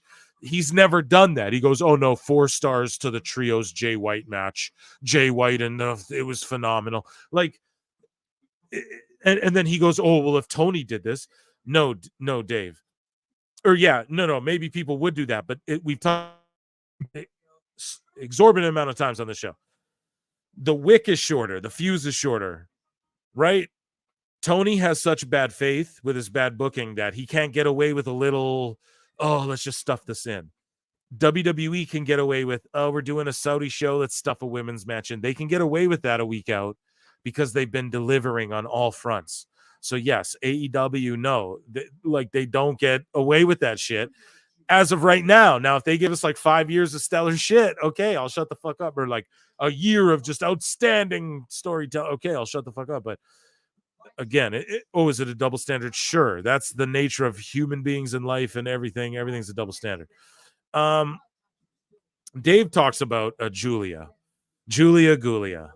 Shout out Adam Sandler and Drew Barrymore and The Wedding Singer. Julia, one of the greatest movies of all time. Julia had a steel plate put in her wrist, and they, at least in Japan, will be Brian will be doing the gimmick. She has more knockout power because of the steel plate. So I guess Dave leaking some Japanese storylines that are coming. It's Julia's got a steel plate. Theo Vaughn on the screen at UFC 302. This is going to be a bitch to clip. But yeah, shout out Julia, and I hope she recovers. Also, Brock Lesnar won't be returning to WWE until he's cleared by WWE legal. Guys, Trump came on the screen again, and the whole fucking place just exploded with I don't know. That's all I'm saying. We're not getting into that. Don't worry. Don't tune out. We're sticking on wrestling. So Brock, though, hey, from Donald Trump to Brock Lesnar, who's also canceled. Will so guys, no, but Dave's saying that he won't until he's cleared by WWE's legal team. He won't be back. No shit, or is it their legal? Does he actually know? I don't know if Dave actually knows. I don't know if Dave actually knows the truth about what he's saying here, but okay, Dave's claiming that. We all know he needs to be cleared, and we all know that they were obviously taking a break, if you will, from Brock Lesnar. Dave reports that WBD is reportedly looking to make a bid for the UFC when its contract with ESPN expires. Good for them. Excuse me. I don't think, to me, UFC, I could see them going to Netflix too, if I got to be perfectly honest with you. If I'm just making a prediction, I'll just throw it out there and go, they're going to go to Netflix too. Good for Dave reporting this, I guess, if this is true. Yeah, I don't really have a thought on this, I guess. So sorry, I just spurred out. I'm also watching the 302 intro to the next fight here, UFC 302. Check it out, guys. Great event so far. Lots of finishes. The latest on AEW's rights negotiations and Tony Khan's alleged disappointment. And this is Dave saying, the only real notes I can say is that from the AEW side, they claim there was not disappointment in the offer on the table at all. But obviously haven't signed it either. So there wasn't disappointment with the initial offer, but they didn't sign the initial offer, huh? The whole argument over the word disappointed is a semantic term. Dave, there's no argument. Guys, what did I say earlier? Hey, he's playing semantics. Now what is he doing? Oh, it's just a semantic term. And then the whole argument over the word disappointment. Dave, there's an argument in your head over the word disappointment. No one's arguing over the word disappointment, dude. Like, you're the one bringing this shit up, and now you're saying it's semantics. Yeah, you're the one saying, literally, dude, this is called projection, folks. I'm pointing it out in real time. Dave's saying, oh, it's just a semantic term. Dave, you're the one saying that. Well, no, he wasn't disappointed. He was just like, not pleased with the, like, you're the one doing that. So don't come here and tell other people. That it's semantics. Like, whoa, we're fucking whoa. Oh man, I'm taking years off. Good thing I got a good head of hair, dude. I might start losing fucking follicles delivering this shit to you guys. You could say disappointed as inherent because they haven't signed, or you could say not disappointed because the first offer was a good starting point for negotiations. Dave. The first starting point was good, but then it got worse, and then now it's not good, and then they're not disappointed, but it's like he stooges himself. He's so dumb. But you still haven't signed it, so it's really just a word. Exactly. It's really just a word, man. Oh man, it's the word disappointed. It's just like a word. It doesn't based on the number range. I'm speechless. Based on the number range, we've heard it. And shout out this dude coming out to Final Countdown. Shout out Daniel Bryan and Tony Khan, who's given whoever sings that song more money than anyone on planet Earth. Anyways, based on the number range we've heard, it would be a number I wouldn't call like disappointing at all, but obviously whatever the figure they are at is less than they are wanting because no deal has been signed. This is called cope in real time. This is called projection and cope of the highest order, and I'm not talking Edge on a big screen. I don't know. Is that a punch? I don't know, guys. I'm trying here. Dave goes on to talk about the WBD deal, and he says the figures being talked about between WBD and AEW are said to be considerably more than the estimated 110. So holy shit! Hold on, guys. Hold on. See, so earlier in the show, fuck. I should have caught this. So I look like the dummy. Earlier in the show, I was like, yeah, it's reported that it was about 110 million. No, it wasn't. They were just quoting Wrestling Observer. Dave's the one saying it was 110 million. So that's the number he fabricated before. Oh my God. Oh my God. Yes. Yes. Yes. This is so good. So Dave's the one going 110 million, 125 million. We've covered it. You guys, we covered it on the show. You can't miss it. He said it. And then, so this is the report from earlier in the show. And in the segment where it might have been earlier in the show, but it was like, the 110 million, it's more than that. No, that was Observer who said that. That was Dave. So he's just making it up. So it's fake, dude. They weren't. So let's guesstimate and say, let's estimate and say that they got offered like 100 to 110 million per year for Dynamite. No Ring of Honor, no pay-per-view, just what they have now, probably. The same shows. That's me if I had to guess. But Dave's now going, no, they got considerably more. Why? Because that's what your fantasy mark booking, Dave. Oh my God, dude. I love that I just caught this live on the show, live on the air. It's the best thing ever. So there's talk of figures between 50% and above, as much as nearly double the current number said to be already on the table. So Dave's saying, Dave's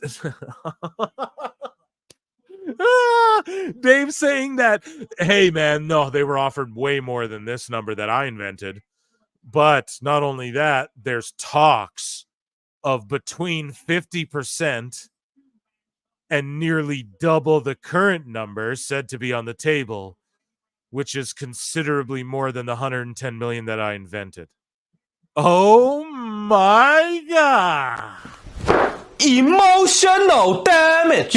This is just word salad, bullshit, nonsense, gaga dummy talk.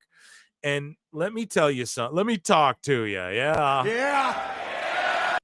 Man, this is like when Paul Rudd and Ron Burgundy goes like, yeah, and 60% of the time it works 90% of the time or whatever. You guys will quote it in the chat, I'm sure, but he's just throwing shit out there, dude. This is so funny. I didn't even notice this before the show, dude. So it's all just based around his own made up number, and then he's just going, but there is talks. From who? Cite who the talks are from. Who from WBD is saying that? Because we're hearing shit like 50 million or like a hundo. So like, I don't know, dude. That's just so funny to me. That's such an epic fail, and I love that so much. So Dave, speaking of like obviously dumb bullshit, dumb shit, or well, yeah, obviously this is obvious, and then we'll get into more WWE stuff. But Dave on AEW says they've also been making production cost cutting measures and cutbacks according to people within the company. Well, that's obvious. They try to look like WWE light, but yeah, they use like their regular Dynamite stage for like the pay-per-views. AEW used to at least try and make their sets look unique. They don't even do that anymore. It really sucks, man. It really does suck, but that's obvious. Why are they cutting costs? Why do they have the TV titles on old WWE superstars? Why is their whole show just trying to be based around superstars? Because now Tony's in the wrestling business, bro. And that's what, like, now you're tied up in that. So you have to be a guy who, if there'll never be another Vince. Tony can't replicate Vince. He can't do what Vince ever did. There's no one psycho enough to be Vince. So what Tony has to do is hire other people to take on these multiple roles that Vince did on his own. That it's just that simple, because Tony can't do this all on his own.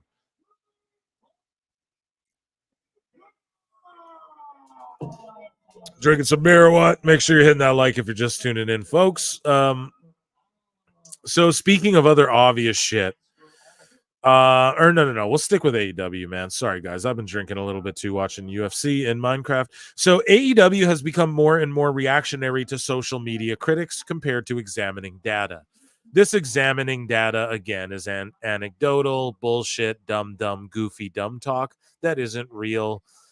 I mean, there was also like AEW and Wrestling Observer bots exposed this week as well. I've covered it for months and months and months and months, guys. You already know. I repeat myself too goddamn much, but I have to in case there's anyone new listening. And there is each and every day, because the PWT universe is goated. Yeah. Always got to put you over. But to put myself over, I've been saying it. The bots, all these things that are on Tony's mind, the backdoor, Danielson, hello. What's he thinking about, dude? I'm so sorry. But it's on his mind because he does it. He works for big companies. He knows that people bot, they do it. And it fucks your algorithm. It really does. So yeah, talking about WWE now. So here's Dave's ratings for Double or Nothing.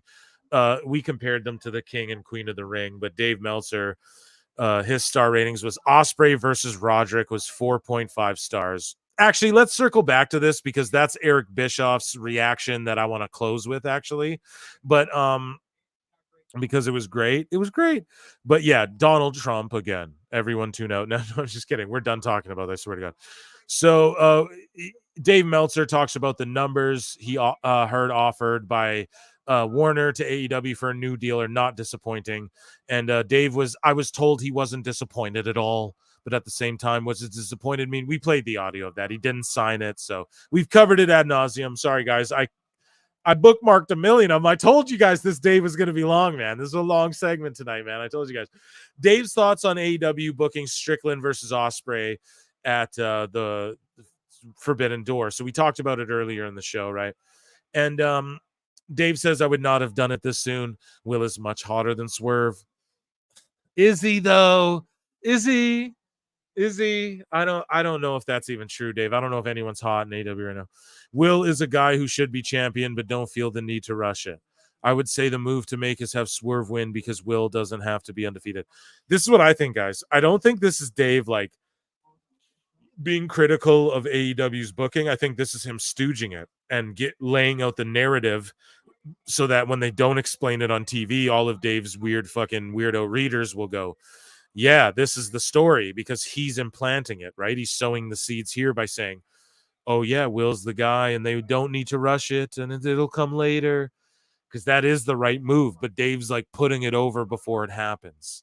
You know what I mean? That's what I feel Dave is, because look at what he goes on to talk about, and this goes into my fantasy mark booking about Ospreay winning. I was like, if I was them, I'd have Ospreay like win everything, like the Owen Hart tournament, the international belt. He win that gauntlet match. He goes on, then he finally takes out Swerve, who's like unstoppable with this crazy big guy heel faction, and Ospreay's like the underdog coming. Whatever, right? Like, and you just accolade him up. Like, I was saying the same shit. Now look at what Dave's saying. Like, he's bringing up the Owen and all this stuff. So, anyways, he goes like, yeah, Will doesn't have to be undefeated. A guy like that can lose a match. Anyone can lose a match in AEW, dude. And so he says, I see Swerve beating him and then Ospreay winning and the Owen Hart Cup and then Ospreay winning at Wembley. Yeah, that's what I said too. Him losing at Wembley makes no sense. He could win the championship and defend it against the Owen Hart Cup winner, but I think it's better for him to win his first world title at Wembley. It's going to be a lot more memorable than winning it in New York for him and for the UK audience. Yeah, so that's just super obvious. You know what I mean, guys? That's just super obvious. And yeah, I mean, it just sucks because Swerve is now just this over glaringly transitional guy, right? And so Dave talks about TNA. He says there's a lot of stuff going on behind the scenes in TNA that just started to break. Robert Evans, who is one of the key guys on the creative team, resigned this past week. Other key people have been let go as well. There's nothing on the schedule past these tapings in Tampa, etc. So Dave's going, this is a bad thing. Or they're planning shit literally with WWE, you fucking dumb fuck. And do you notice how Dave never has shit to say? Dummy, yeah. Dude, I cover TNA more than Dave does. He never has shit to say about TNA, but now they're doing shit with WWE, and now he's got shit to say about WWE and TNA, pardon me, rather. He's got shit to say about TNA. Now that, like, you guys know what I mean? Are you guys picking up on these patterns? I'm picking up on these patterns with Dave. That's why I do this segment, you guys. It's like he has nothing to say about TNA ever. Like, what did he say about Scott D'Amore? Like, nothing. He had no insight, nothing. Now he's got, there's no tapings and they're actually going under. He's trying to make it doom and gloom. He's just talking shit now because Jordan Gray showed up. Like, it's gross. Dave's a gross. He's a pig. He's a filthy pig. Dave, come on the show. I would love to talk to you. I'd love to Ole Anderson his ass. Anyways, so he goes on to talk about WWE. Speaking of which, the main event of NXT Battleground is expected to be Trick Williams versus Ethan Page for the NXT title. Are you kidding me, Dave? Dummy, yeah. Dave, no shit. Like, this is what people pay this guy for. so he can stooge who's going to debut in AEW and then tell them what happened on NXT, because these people don't actually watch NXT because they just hate WWE and the Fed bad. That's what it is, folks. I'm telling you that right now. Oh, it's expected to be. How is this even written in your shit? Expected by who? Expected by everyone who watched the fucking show and who has 2 brain cells in their skull? Dave Meltzer? God damn it. Dave. So Dave gives the Nia Lyra match just 1.5 stars. We covered that and Donald Trump earlier. That's such a low point for the show. It's just I just start bumble fucking. So silly. Either way, yeah, we covered that earlier. She just bodied Dave Meltzer for speculating on Roman's blood cancer. Like, that's just gross. But he goes on to talk more about NXT and says he questions the logic about the decision to break up NXT's Josh Briggs. Now, if you guys aren't paying attention, the Josh Briggs, Brooks Jensen, they're sort of, WWE's kind of jacking the NXT. In NXT, Shawn Michaels is sort of jacking the Jack Perry New Japan AEW angle. They sort of are. He's like showing up at indies, holding signs up. He's like the scapegoat kind of guy, right? And these two guys, when I see them all together, I just don't see them. I see this guy working as a solo. I don't see them working as a unit, especially I see him with Fallon Henley, but Fallon Henley stands on her own all the time or like consistently on NXT. And I don't know. I just see them, is that her? That's Fallon Henley, right? Am I wrong? I might be wrong on that. Anyways, though, he says, how many times in WWE have you seen people break up and not one, but both of them flounder? That happens all the time because very often they have this mentality, and maybe it will change without Vince, because Vince was a guy who liked to make changes for the sake of changes. I always think that changes are good when you have something better. Very often there's guys that really are limited. I don't know if Josh Briggs is, but yeah, he's kind of floundered. Fallon Henley is a heel, so it's different, at least, even though I think she's a more natural babyface. Exactly. Boom. So I was right. And I agree with that. Dave Meltzer, smart moment.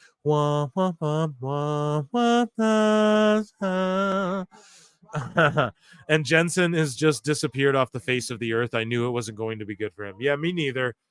I'm okay with them I think they should break Fallon and this dude off. I do, and I'm sorry for the other guy getting Marty Jannetty, but that's just the circle of life. For $10, my word, thank you so much. Dave has a higher dementia percentage than all 15-year NFL vets put together. Damn, that is harsh, dude. Yeah, I mean, you just paid $10 to Jamie Earhart to just shit. He's like, Jamie Earhart's like, yo, I want to shit on Dave. I got $10. I'm going to put it on the table and go, Phil, let me just shit on Dave right now on PWT Live Show. Pretended. I just appreciate you for it. Round of applause. I don't know.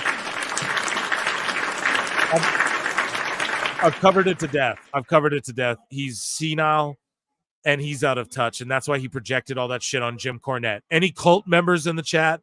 A lot of y'all cross over, I know, because I pay attention to my YouTube analytics. Fucking Dave was doing all that projection on Cornette. Oh, he's out of touch. Like, that's Dave. That's Dave who's out of touch. You know what I'm saying? Thank you so much for the super chat. I appreciate that so much. So Dave speaks about Ridge Holland, and he buries Ridge Holland, dude. And Dave says, Ridge Holland has no charisma. I cannot believe a guy in WWE has no charisma, because that's all WWE is charisma. Oh my God. So, like, hold on. I can't even find the words. All WWE is charisma. Dave, do you mean people being over as charisma? Because yes, everyone's over in WWE, and I can't believe someone in WWE has no charisma. What do you mean? There's been tons who don't, that they still give a shot to. Fucking people said Austin Aries had no charisma, and he fucking went to WWE and was getting over with New Day and shit. People said Daniel Bryan had no charisma. They had a whole WrestleMania around him. So, and I'm not the biggest Ridge Holland fan, but like, just to bury him and just be like, I'm surprised all WWE is charisma. So no good wrestling. There's no good storytelling. There's no good matches. There's no good characters. Dave, it's just gross at this point. Ladies and gents, I'm getting disgusted. I got to wrap this segment up soon. I'm not kidding. I'm getting grossed out. Rich Holland. Okay, so he goes, he's got a nice body. He can wrestle decently. He's not a standout. Dave, not everyone's supposed to be a standout. Some people have to lose. Not everyone gets a world title. Not everyone gets to be king of the ring. Not everyone gets the Owen Hart tournament because this is great. Fuck. There's a reason Rick Boogs was released, who had a really nice body and could wrestle decently, but Ridge Holland isn't. There's a reason for that, Dave Meltzer, but you're out of touch and you're fucking dumb and senile and you don't understand. You don't understand the difference between a Vince guy and a guy who's not a standout but is a solid hand and someone who's valuable to the roster. God damn it.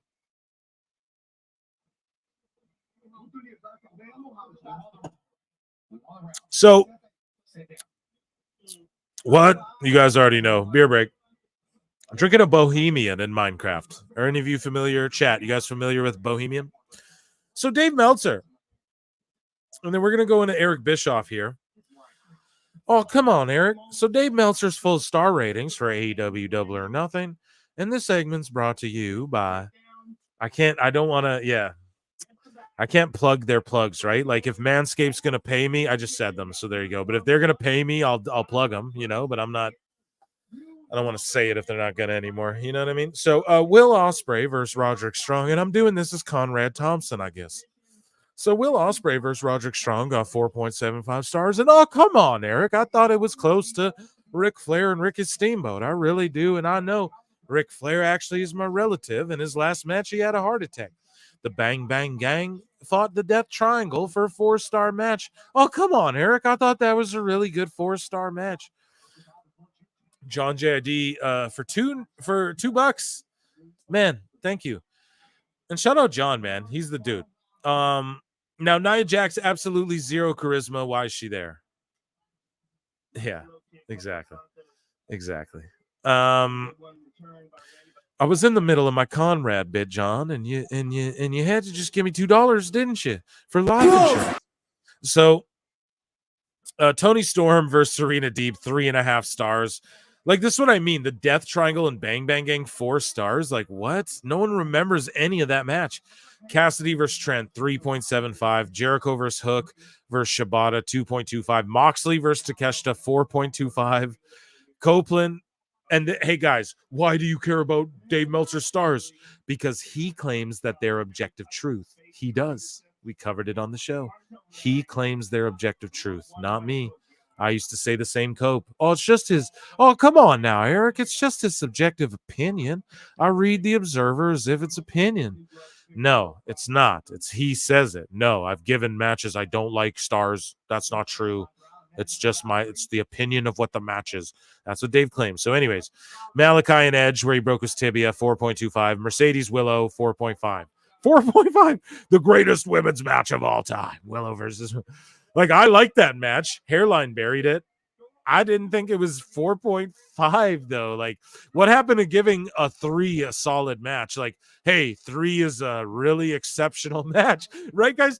Like, if someone said judge yourself on a scale of 1 to 10 of, like, looks or something, right? You say 5 is, like, average. So then really be objective about yourself. Like, okay, 6 or 7 is like really good. You know what I mean? If you're like at 8, 9, 10, that's like, well, So if we're going on a scale of 5, what Dave is doing, it's like, so that women's match was like the greatest of all time, like better than we're gonna get into it. Don't worry, because Eric Bischoff, we're still in 83 weeks of shit here. We cover a lot of the same stuff they cover on that show, and I'm a big fan of that show, so I don't like to step on their shit, and I don't like play a shit ton of Eric on here, like full-on Conrad Eric bits, but we're gonna this show, because I can't not, it was too on point. I can't even add more than Eric did, go watch 83 Weeks, Wise Choices, great show, named after Tony Khan's meltdowns. But anyways, though, we're covering Dave's star ratings. My brain scrambled. Swerve Strickland versus Christian Cage, 4.25. So this Swerve Christian match was as good as the Moxley Takeshita match was as good as like more or less the bang bang death triangle match. Like that can't be true. You know, like that cannot be true objectively speaking. Sorry. The Elite versus Anarchy in the Arena, 4.5. That was the worst put together Anarchy in the Arena match of all the Anarchy in the Arenas up till date. That one was the worst Anarchy in the Arena till up, in my opinion, as an AEW fan. That one was the worst, least interesting, shittiest, cheesiest Anarchy of all of them. And Matt Hardy teleported in an ice bucket in one of them. But I'm just being true to my truth. My subjective opinion, pardon me. This one was the worst. Objectively speaking, I think it was bad. But again, you can't. Wrestling is subjective as far as Dave giving it a 4.5. Subjectively to me, that was like the worst Anarchy in the Arena. None of them have even been a 4. Maybe one. I don't think any of them have even been a 4 in my book. So he gave it a 4.5. Okay. You know what I mean? I'm sorry. I can't break it down more than that. We're going to let 83 weeks on 83 weeks. So we're going to head on over to their channel, guys, like full on. Thanks so much, man. Tonight's live show has just been phenomenal, man. And it's because of the PWT universe. You guys in the chat, you guys hate listening, all of that. You're the goats. I just want you all to know that. I love you all so much. Here's Eric Bischoff, though. And he gets like asked about this. So we're going to play this. 83 weeks. We love you. Please don't Don Stevens me. I'm going to try and talk. Why do you pause so much? I have to. Patreon coming soon. Lots of good stuff coming there where it will be more of large chunks, and we're going to watch. I'm not going to stooge everything, but one thing we're going to do, we're going to watch Tough Enough every episode together. Season 1 up until through the NXT Next Gen show on Roku. That I'm going to watch it all with you on Patreon. It's going to be awesome. It's going to be transformative. Don't worry. We're going to pause lots still there too, but I'm just letting you guys know. You know, it's tough, but 83 weeks. Conrad Thompson, if you guys are listening, Eric Bischoff, don't pull me. I just want to play you talking for a while because you're spitting game here. So I might this timestamp here might be a little ahead of what we're getting at, but they discuss the star ratings. Like, and listen, they do way better than I ever could. Like whoever, I think his name's Super Dave or whatever, Super Steve or some shit, who works for Eric here, the producer, he dug up like a myriad of matches with star ratings lower than the ones Dave gave, like Mercedes and Willow. You know what I mean? So we're about to listen to this. Shit's hilarious. Now, come on, Eric. So ridiculously vociferously. So according to Dave Meltzer, Willow Nightingale versus Mercedes Mone at Double or Nothing was equal to, and then he lists the matches that I'm about to list. But Dave Meltzer ranked their match at Double or Nothing 4.5 stars. Now that's higher than matches from this following list: Randy Savage, Ricky Steamboat, WrestleMania 3, Bret Hart, Davey Boy Smith, SummerSlam 92, Bret Hart. Like, look at Eric's reactions, dude. Like, this is how, when I was watching this, I was fucking popping. I was like, I can't believe this. I tried to let it play, guys. I'm trying not to, but I don't want to get Don Stevens here. And man, I would love to get Eric Bischoff on this show one day. That's a goal. So let's put that out into the PWT universe. Eric Bischoff one day. Oh, come on now, Eric, and I'll do my Conrad to him and I'll see what he thinks. But dude, just listen to the matches being listed. Chad, I know you're gonna blow up over this. Like, just even think about like Sean. I don't know if he brought it up yet, but like Sean Razor Ramon is one of the greatest matches in the history of just pro wrestling in general. Invented a whole match. If that doesn't get you like an extra half a star for just like the ladder match, like obviously, yes, I know that we could break down the history. Bret Hart brought the ladder match. I'm Canadian, bro. Don't worry. I know all about the Stampede and everything. I've been to it. And Stampede Wrestling and all that. And I grew up, I have old knuckle twisters who were around Stuart's Dungeon back in the day in my family as well.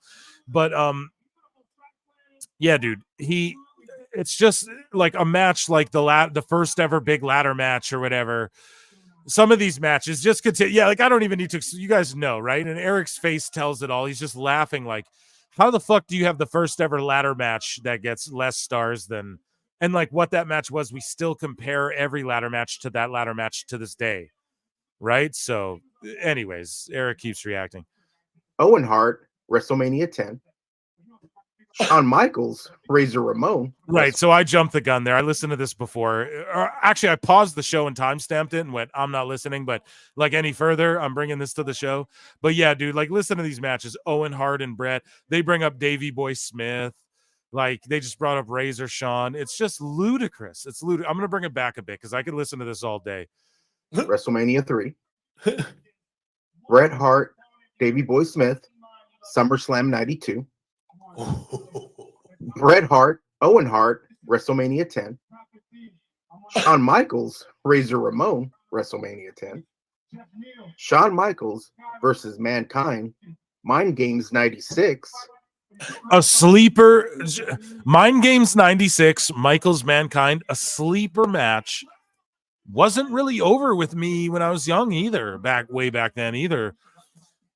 You go back and watch it, you're like, yeah, it was a great match, but at the time, it didn't resonate. Weird he brought it up, but Mick and Shawn, two of the GOATs, you know? Steve Austin versus Bret Hart, Survivor Series 96. The fucking Austin and Bret aren't as good as Willow and Mone. What do I say, guys? I don't even know what to say at that point. What do you say? Look at Eric's face. It just encapsulates. It's just laughable. Steve Austin versus Bret Hart, WrestleMania 13. Rock versus Stone Cold, WrestleMania 17. Oh my God. Randy Orton versus Mick Foley, Backlash 2004. Kurt Angle, Olympic gold medalist, versus Shawn Michaels, WrestleMania 21. Dude, Kurt versus Shawn is such a good fucking match, dude. Oh my God. Oh my God. Chat. We better be at 100 likes or I'm going to freak out. We're fucking 15 likes away. Oh, that's so snarling. Just kidding. But hit that like button. There's 135 of you. Please get us to 100 likes, please. Man, this is just laughable. Some of these like we could sit here and do a whole podcast just talking about the matches this guy's listing and marking out over them. I'm sure we could. Just the fact that we couldn't do. Did we even spend 20 minutes talking about Mercedes versus Willow? I don't think so, man. So this is what I mean. And it's not like recency bias, because recency bias is typically people putting things over more than it should be. Not being like, oh, this is shittier because it's more recent. Usually people give recency bias goes the other way. So typically,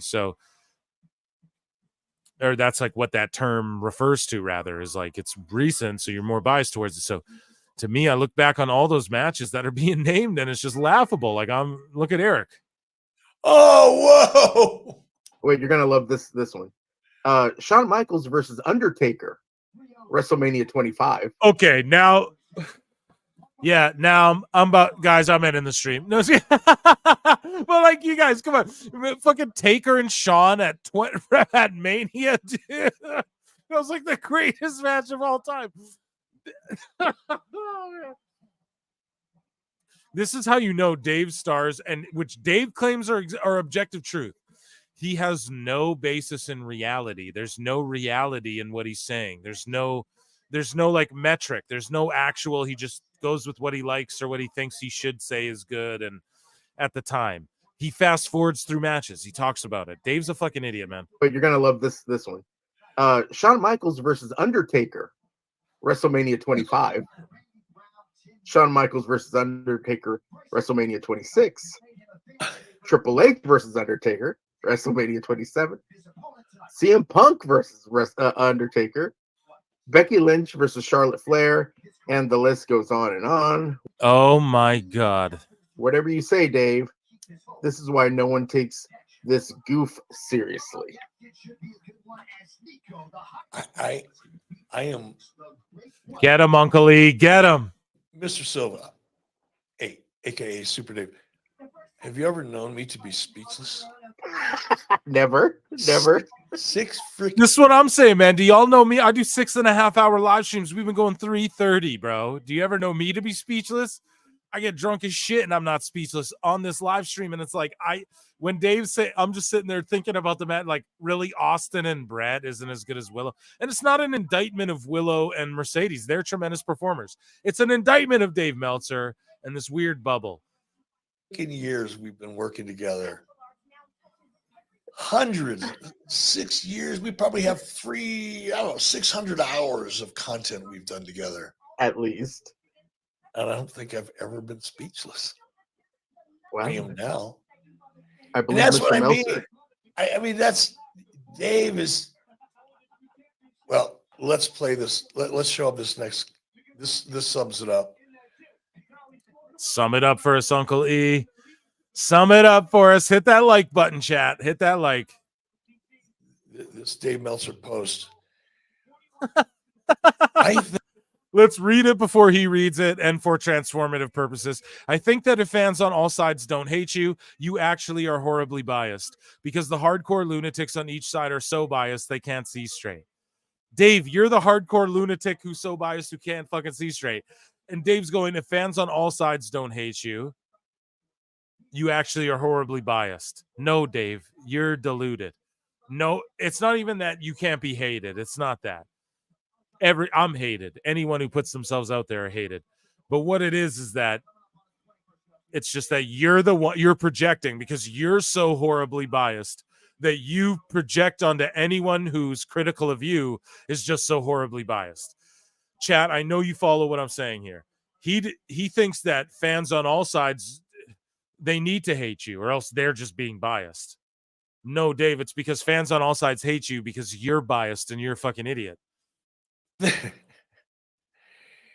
I think that if fans on all sides don't hate you, you actually are horribly biased, because the hardcore lunatics on each side are so biased they can't see straight. Dave, I think seeing straight is kind of the issue here.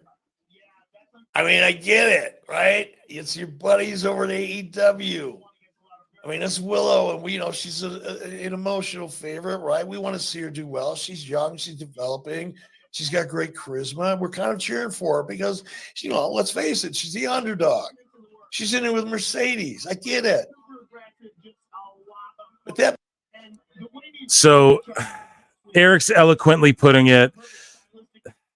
He's spot on here. I've never seen. I'm just gonna play some of these and then we're gonna continue it, guys. I'm just trying not to get pulled down. You know what I mean? I think they're chill. I think if they saw the content, they'd go, yeah, this guy's cool. But I just definitely need to transform it a bit. Eric doesn't know what to do right now. Me neither. You know what I mean? 21 is one of my favorite pay-per-views of all time. The nostalgia, absolutely. That's one of the best runs ever. There was like 17 through like 21, 22. More podcasts have to start making this a part of their weekly segments. The more people expose this. Yeah, I don't want it to go away, Derek, because if it went away tomorrow, do you know what happened? I'd just dig up old Dave shit and make fun of him in hindsight. But yeah, no, that's what PWT is for. I've had other shows reach out to me and go, you guys would be surprised who I've had people reach out to me and go, yo, like bigger shows than mine, and they're like, hey, you've got that you're doing a good job covering Dave. Alfred as well. Like he writes for Forbes, he's like, I love how you cover Dave and just how you like compartmentalize it all and just I don't know. I'm just doing my thing. I'm just having fun, having a little beer in Minecraft, watching UFC and talking with you guys and watching 83 weeks, talking about what I enjoy, pro wrestling, and hanging out with the PWT universe. Yeah. It's a beautiful Saturday evening, and we're going to continue with what Eric has to say. That match was, at best, not that embarrassing. It was not that embarrassing. It wasn't that embarrassing. See, him and Hairline feel strongly against it. I don't feel this. I liked the match personally. I thought it was smart how Mercedes was doing the little lucha let me bounce off the rope and work the rope and use my speed and agility and little arm drags and shit, and use like Willow's momentum against her. I thought that was the psychology going into it. Here, let's hear what Eric has to say. That's it. That's what that match was. It just wasn't that embarrassing. It wasn't bad. Well, no, it was. Technically. Dude, he's saying it was bad, and then he's going, it wasn't that embarrassing, implying it was embarrassing to some degree. Speaking, it was sloppy. Willow, lack of experience, not talent or ability or potential, lack of experience, was trying to do things she wasn't capable of doing well yet. That's because of Mercedes and Tony Khan allowing that to go down there, and nobody going there and saying, okay, this is monster. This is like a monster versus speedster. We're gonna work your leg, or what did Mercedes hurt her leg, right? We're gonna work your leg over. They did a bit of that, but it's like that's really like the focal point and da. No one did any of that. You know what I mean? So I get where Eric's coming from. But at the same token, I give it a bit of, I don't know. Maybe I'm biased. God damn it. And it came off to be very awkward. Mercedes looked like she was having a match all by herself sometimes, and it looked good. She looked crisp. She had a lot of athleticism. Which clearly is the only thing that appeals to you, Dave, because the match itself was okay. And to see that match and then rate it more favorably, not that your ratings make any sense to me at all anyway, but this is another obvious reason why I feel that way, to suggest that that match was somehow better than that laundry list of classic matches that will go down in history. Exactly. Like some of those are just based on the build and the story alone. See, Dave puts nothing on, like, if you're over, you can do less shit. Like, I don't know. We talk about it all the time, guys, but Eric's just spitting facts. I don't want to pause it either, but I am, okay? And no one will remember Mercedes and Willow by this time next week. Just what the fuck, Dave? Yeah, what the fuck, Dave? You wonder why there's tribalism. Because you go to such an obvious fucking length to cover AEW's ass because you're so emotionally invested and you want AEW to succeed, not because you just want something else to write about, because if Tony succeeds, then you will have been proven right after all these decades of being proven wrong. Oh my God. We have to drop that a fucking air horn. Where is it on my... Here we go. He's dropping bombs, dude. It's your once-in-a-lifetime shot to get it right. And guess what? You won't. And you know it. But being so obvious and transparent is to make statements like that and then wonder why people are ripping you to shreds. And yeah, dude. Like, you wonder why I play the flutes and do the dumb moment of the week. You wonder why? It's what Eric's spitting right here, folks. It's what he's spitting right here, folks. This is why I goddamn do it. It's just hilarious, and I love Eric, and I hope one day I could grow up to be like Uncle E. I'm honestly kidding, guys, but it's for real though. Like, it's a guy to aspire to be. There's a lot of people online who try and clown him. Old podcaster. Man, you got a multi-million-dollar home out in fucking Wyoming somewhere where you go and outlook the mountains and the lake, and you just get to, like, that's life, bro. You got a hot-ass wife, and you're just chilling. That's life, bro. You know what I mean? Like, he did it. He did the damn thing. He's best friends Hulk Hogan. None of us can say that. None of these fucking marks can say that. Dave Meltzer wishes his best friend was Hulk Hogan. Do you know what I mean, dude? That's the difference. Guys, we're 5 likes away from 100. You better get us to 100. 5 of you hit like now if you're just tuning in. Here's Eric Bischoff. At you, and you're all these decades of being proven wrong. It's your once-in-a-lifetime shot to get it right. And guess what? You won't. And you know it.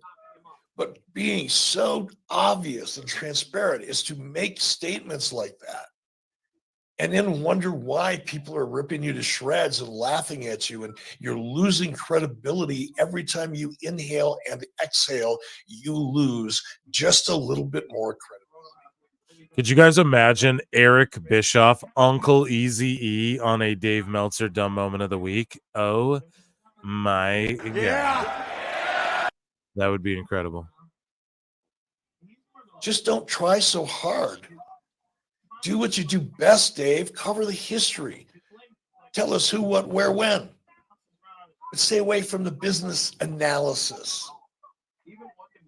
Because you're so fucking wrong. But yet the harder you try to defend, the more people find not only you, but AEW to be a joke. So lay off. You might be giving them a helping hand. You never know. All right, let's do a couple more questions. I love that, man. Air horns for EB. Eric Bischoff is the man. I absolutely love that so much. And guys, with that was Dave Meltzer's dumb moment of the week.